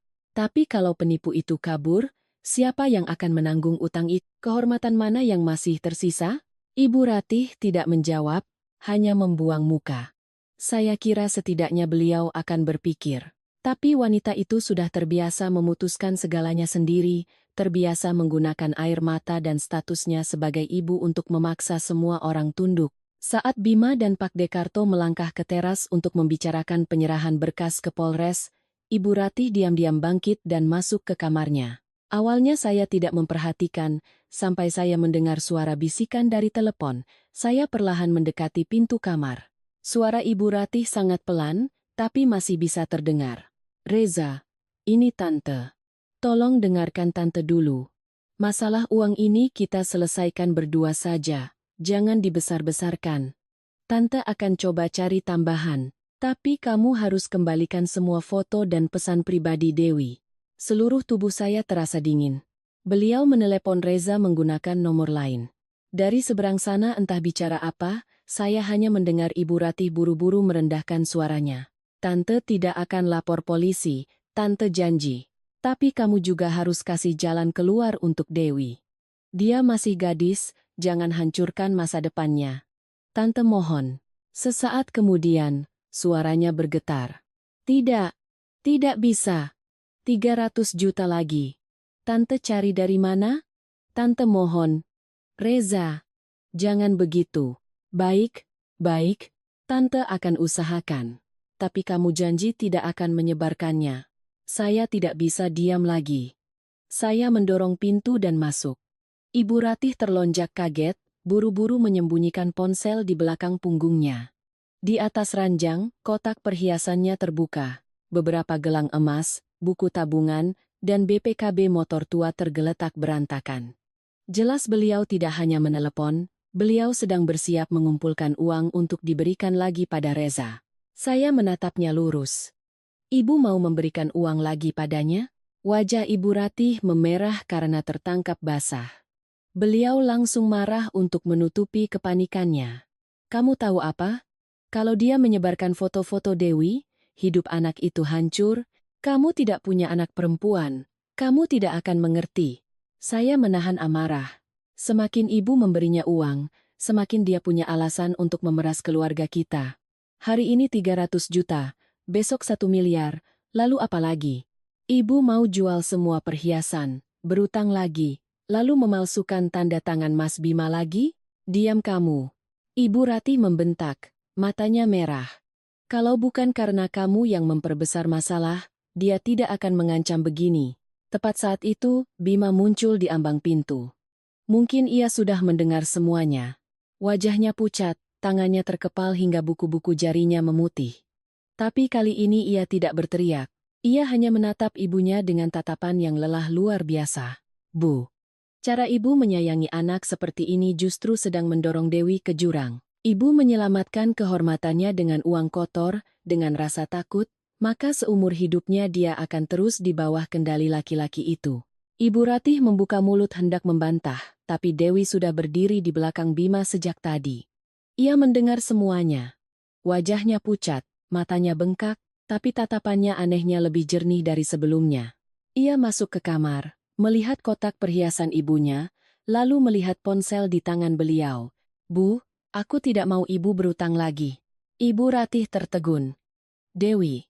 Dewi menangis, tapi kali ini suaranya tidak lagi terdengar lemah. Ia mengucapkan setiap katanya dengan jelas. Aku yang salah, aku yang akan tanggung jawab, aku yang bodoh, aku yang harus belajar untuk bangkit. Aku tidak mau ibu menjual perhiasan, tidak mau ibu berutang lagi, dan aku tidak mau Mbak Anissa dihina lagi karenaku. Satu ruangan hening. Ibu Ratih menatap putri bungsunya seperti melihat orang asing. Mungkin selama ini beliau selalu yakin Dewi akan berpihak padanya, akan ikut menangis, akan ikut menyalahkan orang lain. Tapi saat ini, justru anak yang paling ia manjakan itulah yang menariknya keluar dari lingkaran setan gengsi. Di hadapan ibu dan kakaknya, Dewi menoleh padaku, lalu perlahan berlutut. Saya terkejut dan mundur selangkah. Dewi, kamu apa-apaan? Ia terisak. Mbak Nisa, tolong bantu aku lapor polisi. Aku takut, Mbak. Aku benar-benar takut. Tapi aku tidak mau hidup dalam kehinaan karena seorang penipu. Aku juga tidak mau karena aku, Mas dan Mbak harus menanggung utang, dan Ibu harus mengemis padanya. Saya menatap adik ipar yang baru kemarin menyindir saya di tengah pesta. Kini ia berlutut di hadapan saya, bahunya bergetar karena penyesalan. Saya tidak merasa menang, saya hanya melihat sebuah keluarga yang telah dirusak oleh keserakahan dan gengsi hingga begitu menyedihkan. Saya membungkuk, membantunya berdiri. Tidak ada yang bisa menolongmu kalau kamu terus bersembunyi. Tapi kalau kamu mau jujur, seluruh keluarga akan mendampingimu. Mbak membantumu bukan karena Mbak melupakan semuanya. Tapi karena Mbak tidak mau ada perempuan lain yang dijebak dengan foto dan janji palsu olehnya. Bima menghela napas berat, lalu mengambil map berisi berkas-berkas. Kita berangkat. Tidak ada lagi negosiasi diam-diam. Semuanya kita serahkan pada polisi. Ibu Ratih terduduk lemas di tepi ranjang. Kali ini beliau tidak membentak, tidak menangis, tidak menyalahkan. Beliau hanya duduk di sana, tua dan tak berdaya. Tapi kami tidak punya waktu lagi untuk menenangkannya. Jika terlambat, Reza akan berbuat nekat. Dan benar saja, saat kami baru melangkah ke halaman, ponsel Pak Dekarto berdering terus-menerus. Bukan hanya ponsel beliau, ponsel Bima, Dewi, dan beberapa kerabat lain juga serempak menerima notifikasi pesan. Pak Dekarto membuka grup kerabat, wajahnya langsung berubah. Reza telah mengirim sebuah foto ke dalam grup. Foto Dewi yang sedang duduk tersenyum di sebelahnya, disertai tulisan yang dingin dan penuh fitnah. Keluarga ini berkomplot menipu uang saya. Anissa dan Bima yang menyuruh Dewi meminjam uang, lalu sekarang mereka menuduh saya. Jangan kira saya akan diam. Di bawah pesan itu, grup kerabat meledak. Pertanyaan, tuduhan, dan keraguan muncul bertubi-tubi. Saya menatap layar ponsel, tangan saya terasa dingin. Reza telah menyerang lebih dulu, dan kali ini, ia tidak hanya menyasar Dewi. Ia menyeret saya dan Bima ke dalam lumpur untuk menyelamatkan dirinya sendiri. Layar ponsel menyala tanpa henti.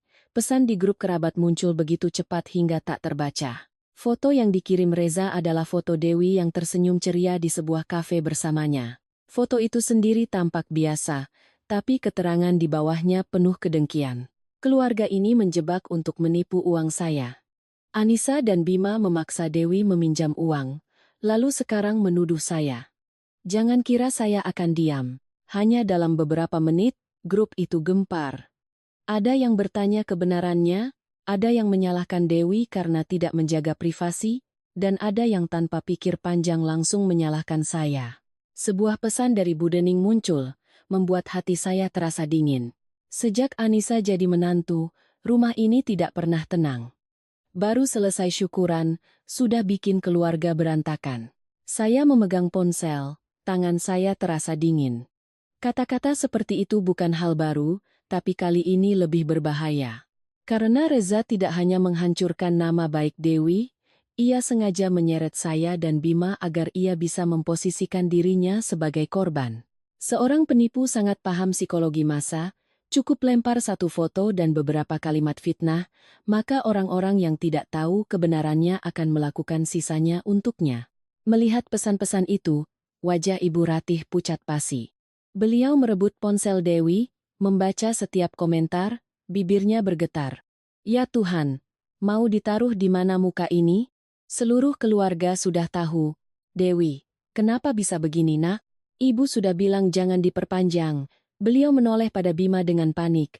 Hapus, nak, suruh semua orang hapus. Jangan lapor polisi. Semakin dilaporkan, semakin tersebar. Ibu mohon. Jaga nama baik adikmu. Bima menatap ibunya, matanya lelah luar biasa. Ibu masih belum mengerti juga? Justru karena kita terus takut masalah ini tersebar, dia jadi berani melangkah lebih jauh. Semakin kita tutupi, semakin banyak ruang baginya untuk mengarang cerita. Tapi Ibu Ratih seolah tidak mendengar. Beliau memeluk bahu Dewi, menangis sambil meratap. Anak gadis belum menikah fotonya disebar begini. Bagaimana nasibnya nanti? Mau ditaruh di mana muka kita, nak? Dewi gemetar hebat, wajahnya pucat, bibirnya digigit hingga nyaris berdarah. Saya melihatnya hampir limbung, lalu menarik sebuah kursi untuknya. Namun kali ini, Dewi tidak lagi bersembunyi di balik ibunya. Ia menyeka air matanya dengan kasar, mengambil ponselnya, dan berdiri tegak di hadapan beberapa kerabat yang masih berkumpul di halaman. Suaranya awalnya bergetar, tapi semakin lama semakin jelas. Aku memang ditipu, aku memang bodoh, tapi Mbak Anissa tidak mencelakaiku. Mas Bima juga tidak. Yang mencelakaiku adalah Reza, adalah gengsiku sendiri, dan gengsi ibu. Kalimat itu membuat seisi halaman hening. Ibu Ratih menatap putrinya dengan kaget. Mungkin beliau tidak percaya Dewi akan mengatakan itu di depan umum. Dewi menoleh pada ibunya. Air mata masih mengalir tapi tatapannya sudah berbeda. Bu, aku tahu ibu sayang padaku, tapi cara ibu salah. Ibu mau aku menikah dengan orang kaya agar tidak direndahkan. Ibu mau aku punya aset agar dipandang. Aku juga tergiur, aku juga gengsi, karena itulah aku masuk perangkapnya. Tapi sekarang, kalau aku masih bersembunyi, maka yang paling salah bukan lagi Reza, tapi aku sendiri. Tidak ada yang bicara. Orang-orang yang tadi menyindir saya kini terdiam. Pak Dekarto perlahan melangkah maju, mengambil ponselnya, dan mengetik langsung di grup kerabat. Saya Karto, sesepuh di keluarga ini. Masalah ini sedang dalam proses pelaporan ke pihak berwenang. Mulai saat ini, siapapun yang terus menyebarkan foto pribadi Dewi atau informasi yang belum terverifikasi akan menanggung akibatnya sendiri. Jangan menjadi alat bagi penjahat hanya karena rasa penasaran. Bima juga angkat bicara. suaranya begitu tegas hingga tidak ada yang berani memotong. Saya tegaskan sekali lagi. Reza sedang menggunakan foto dan pesan yang dipelintir untuk memeras keluarga kami.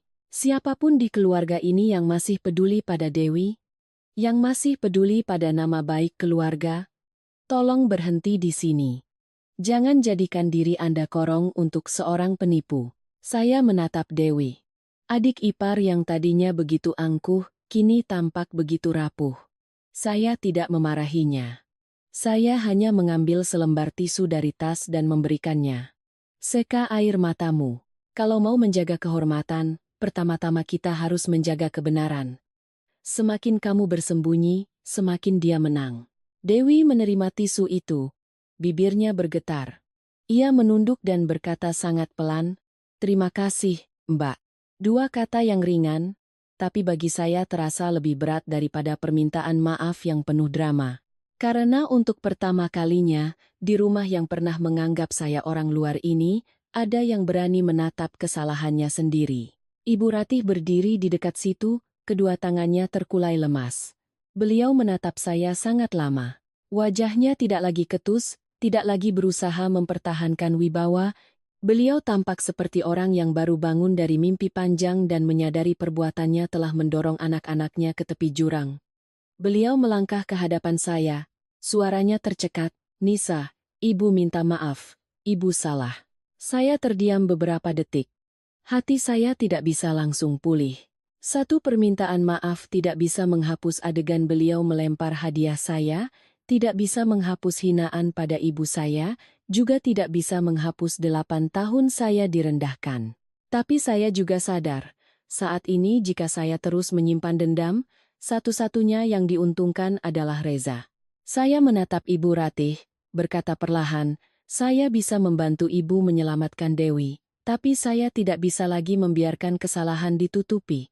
Kali ini, kalau kita mau menyelamatkan keluarga dan kehormatan, kita semua harus bicara jujur." Ibu Ratih menunduk. Untuk pertama kalinya, beliau tidak membantah. Bima mengumpulkan semua berkas ke dalam tas.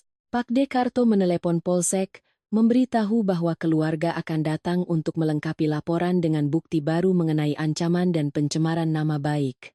Dewi membuka ponselnya, menyimpan setiap pesan yang dikirim Reza, setiap foto yang ia sebar, setiap kalimat fitnah di grup. Saya berdiri di sampingnya, membantunya mengambil tangkapan layar, mencatat waktu, tanpa menghapus apapun.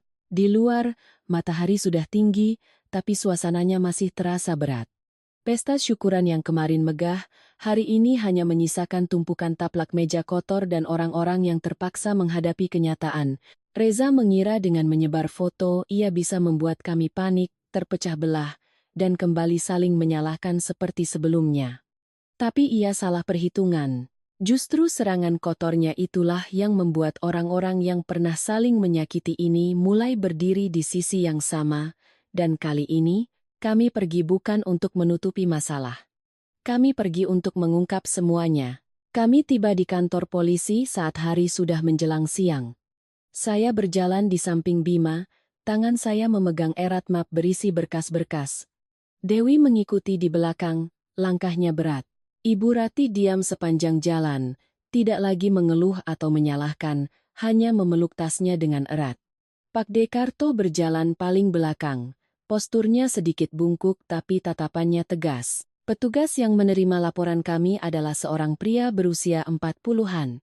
Ia mempersilakan kami duduk, lalu meminta kami menjelaskan kronologinya. Bima menyerahkan semua surat utang, bukti transfer, foto tanda tangan palsu, dan rekaman suara dari pesta. Saya menambahkan tangkapan layar dari grup kerabat, menunjukkan bukti fitnah dan penyebaran foto pribadi Dewi. Giliran Dewi, tangannya gemetar hebat. Ia membuka riwayat pesannya dengan Reza, janji-janji pernikahan, bujukan untuk membeli tanah kafling murah, hingga rekaman suara saat Reza mengancamnya. Setiap kali mendengar suara Reza, bahu Dewi menegang. Saya duduk di sebelahnya, meletakkan tangan di punggungnya. "Bicaralah yang jujur. Salah karena terlalu percaya berbeda dengan sengaja berbuat kejahatan. Semakin jelas kamu bicara, semakin mudah pihak berwenang membantumu." Dewi menatap saya, matanya merah. Ia menarik napas dalam-dalam, lalu melanjutkan ceritanya. Ia menceritakan bagaimana Reza mendekatinya, membangun citra sebagai pria mapan dan serius, lalu pelan-pelan menanamkan angan-angan tentang masa depan yang lebih baik. Petugas mendengarkan dengan saksama. Saat Dewi menyebut kafling tanah dari orang dalam, petugas itu bertanya lebih detail. Ternyata Reza hanya mengirimkan foto, dengan alasan dokumen resmi belum bisa diperlihatkan karena itu adalah jatah internal. Petugas itu memeriksa sesuatu di komputernya, wajahnya semakin serius. Modus seperti ini bukan yang pertama. Beberapa waktu terakhir ada laporan serupa.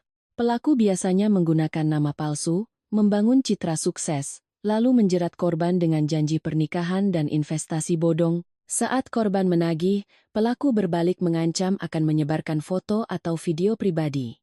Ibu Ratih mendengar itu dan bertanya dengan suara bergetar, "Maksud Bapak, dia tidak hanya menipu putri saya?" Petugas itu menjawab, "Kemungkinan besar tidak, Bu.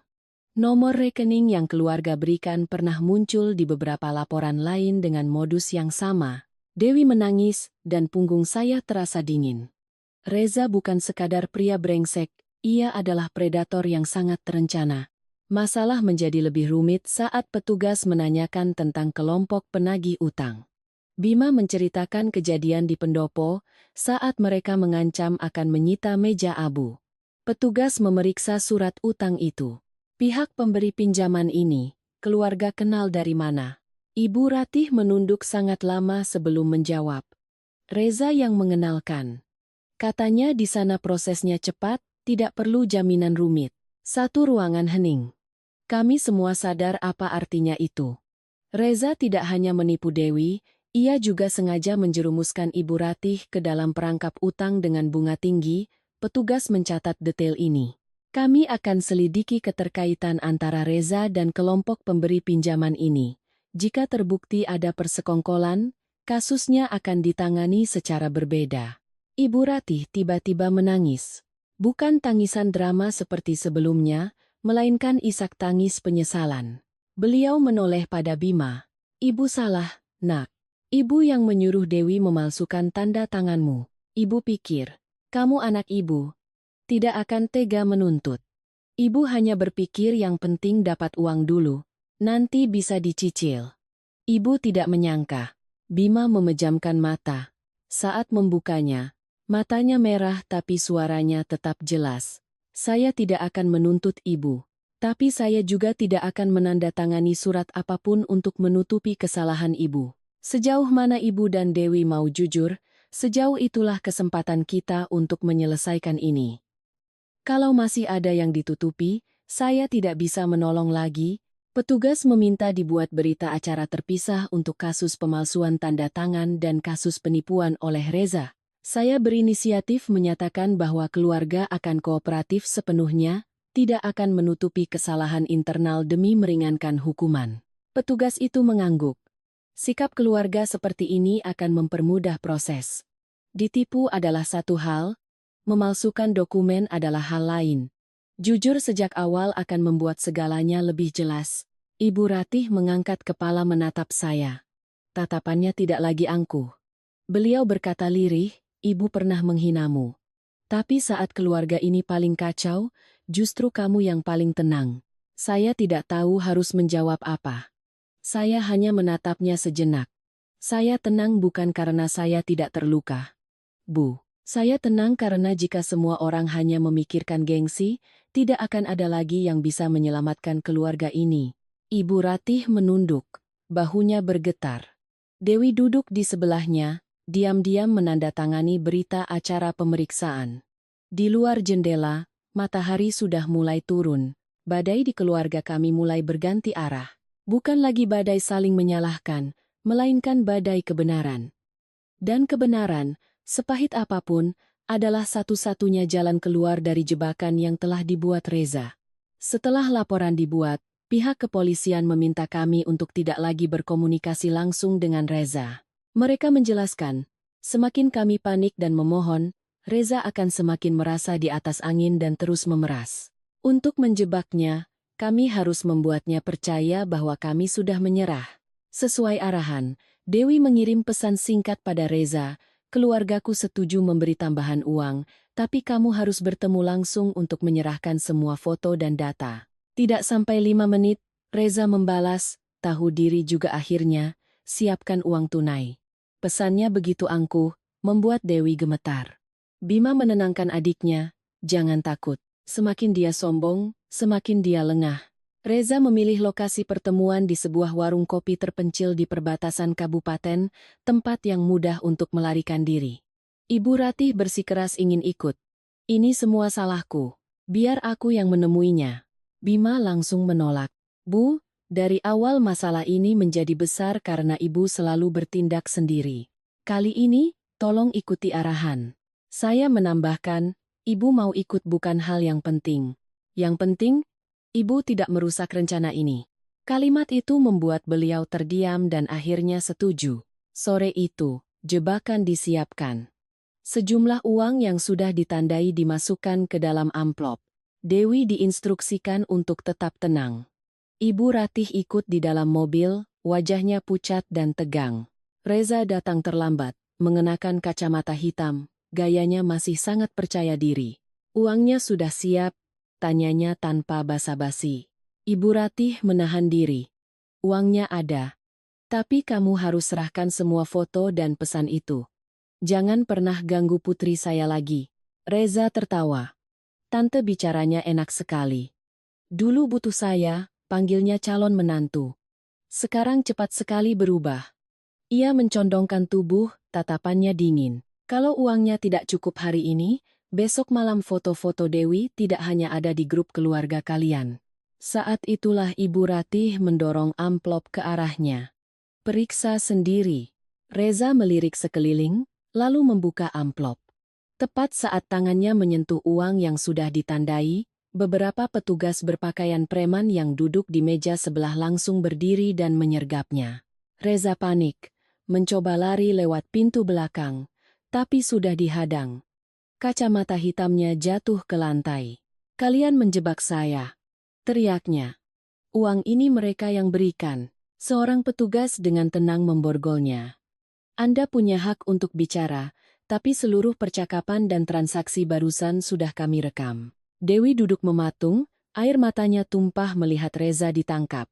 Tapi saya tahu, itu bukan lagi air mata cinta, melainkan air mata kelegaan bercampur malu. Di dalam ponsel Reza, ditemukan banyak bukti kejahatannya. Akun media sosial palsu, percakapan dengan banyak wanita lain, foto-foto pribadi yang ia simpan untuk memeras, dan bukti transfer dari korban-korbannya. Dewi bukan satu-satunya. Kelompok penagih utang juga dipanggil untuk dimintai keterangan. Ada indikasi kuat mereka adalah bagian dari sindikat Reza. Mendengar itu, Ibu Ratih menunduk dalam-dalam. Beliau mengira dirinya cerdik, ternyata hanya bidak catur dalam permainan yang lebih besar. Sebelum dibawa pergi, Reza masih sempat menatap Dewi dengan penuh kebencian. Tapi kali ini, Dewi tidak lagi menunduk. Ia berdiri, meski kakinya masih gemetar, dan berkata di antara air matanya, "Kamu menipuku sekali karena aku bodoh. Tapi mulai hari ini, aku tidak akan membiarkan kebodohanku dimanfaatkan untuk mencelakai orang lain lagi." Ibu Ratih memeluk putrinya. Untuk pertama kalinya, beliau tidak lagi bicara soal muka atau gengsi. Beliau hanya memeluk Dewi dengan erat, suaranya pecah. "Maafkan ibu, nak. Ibu mengajarimu untuk mengejar gengsi, tapi lupa mengajarimu menilai orang." Dewi menangis di pelukan ibunya. Bima memalingkan wajah, matanya memerah. Dan hati saya terasa sedikit lebih ringan. Penjahat itu akhirnya terjebak oleh keserakahannya sendiri, tapi harga yang harus dibayar oleh keluarga ini untuk sebuah kesadaran memang teramat mahal. Setelah penangkapan Reza, masalah tidak langsung selesai. Masih ada proses hukum, utang yang harus diselesaikan, dan luka batin setiap orang. Reza didakwa dengan pasal penipuan, pemerasan, dan pelanggaran UU ITE. Kelompok penagih utang juga diselidiki atas praktik rentenir dan intimidasi. Namun, keluarga kami juga tidak bisa lepas tangan. Ibu Ratih dan Dewi harus menjalani proses hukum terkait pemalsuan tanda tangan. Petugas menjelaskan. Menjadi korban penipuan adalah satu hal, tapi memalsukan dokumen untuk mendapatkan pinjaman adalah pelanggaran hukum. Ibu Ratih dan Dewi menandatangani surat pernyataan dan berkomitmen untuk kooperatif. Bima tidak meninggalkan ibu dan adiknya, tapi ia juga tidak lagi membela kesalahan mereka secara buta. Ia setuju untuk membantu membayar sebagian bunga pinjaman yang sah untuk menghentikan teror dari pihak rentenir, tapi utang pokok yang timbul dari penipuan dan pemalsuan, ia menolak untuk menanggungnya. "Kamu tidak mau membantu ibumu?" tanya Ibu Ratih dengan suara parau. Bima menatapnya lama. "Saya membantu ibu menjaga kehormatan terakhir keluarga kita, bukan membantu ibu lari dari tanggung jawab. Kalau kali ini saya lunasi semuanya, ibu akan berpikir semua masalah bisa selesai dengan air mata." Akhirnya, Ibu Ratih harus membuka kotak perhiasannya. Emas yang selama ini menjadi kebanggaannya, satu persatu dijual untuk membayar utang dan biaya perkara. Rencana membeli tanah untuk Dewi pun batal. Dewi juga tidak lagi dimanja. Bima berkata tegas, "Kamu sudah dewasa. Utang itu kamu yang terima uangnya, kamu juga harus ikut membayarnya. Mas akan bantu kamu bangkit, tapi tidak akan menggendongmu selamanya." Dewi akhirnya bekerja di sebuah toko mebel milik kerabat. Gajinya tidak besar, tapi setiap bulan ia menyisihkan sebagian untuk mencicil utangnya. Untuk pertama kalinya, ia merasakan betapa sulitnya mencari uang. Beberapa waktu kemudian, Pak Dekarto mengadakan pertemuan keluarga di pendopo. Suasananya tenang, tidak ada lagi kemewahan. Ibu Ratih datang paling akhir, mengenakan pakaian sederhana tanpa perhiasan. Di tangannya, ia membawa selendang pemberian saya yang sudah bersih. Beliau meletakkannya di meja. Di hari syukuran itu, saya melempar hadiah ini. Saya menghina Anissa dan ibunya. Saya salah. Salah karena lebih menghargai emas daripada ketulusan. Salah karena merasa menantu dari keluarga sederhana boleh dihina. Hadiah ini tidak murah. Yang murahan adalah hati saya waktu itu. Satu ruangan hening. Saya duduk di samping Bima. Hati saya terenyuh. Permintaan maaf itu datang terlambat, tapi setidaknya beliau berani mengakui kesalahannya di hadapan semua orang. Saya berdiri. "Saya terima permintaan maaf ibu. Tapi saya tegaskan, kami akan tetap tinggal terpisah. Saya masih bisa pulang untuk berziarah atau membantu urusan keluarga, tapi saya tidak akan kembali tinggal bersama agar semua masalah ini tidak terulang." Ibu Ratih menunduk, tidak membantah. Bima menggenggam tangan saya. "Saya tetap akan berbakti pada ibu. Tapi bakti bukan berarti membiarkan istri saya direndahkan. Mulai sekarang, yang benar akan saya dukung, yang salah tidak akan saya tutupi." Pak Dekarto mengusulkan agar semua urusan keuangan keluarga yang menyangkut aset bersama harus transparan dan disetujui oleh semua pihak. Kerabat yang dulu menertawakan saya kini diam. Beberapa bahkan datang meminta maaf secara pribadi. Ibu Ratih kehilangan banyak hal. Gengsi, harta, dan kekuasaan untuk memanipulasi anak-anaknya. Tapi mungkin, sebagai gantinya, beliau mulai belajar satu hal. Keserakahan tidak hanya menguras dompet, tapi juga merobek ikatan keluarga. Dan untuk memperbaikinya, orang harus berani menunduk, membayar harga, dan belajar untuk menjadi lebih tulus. Kehidupan kami perlahan kembali tenang.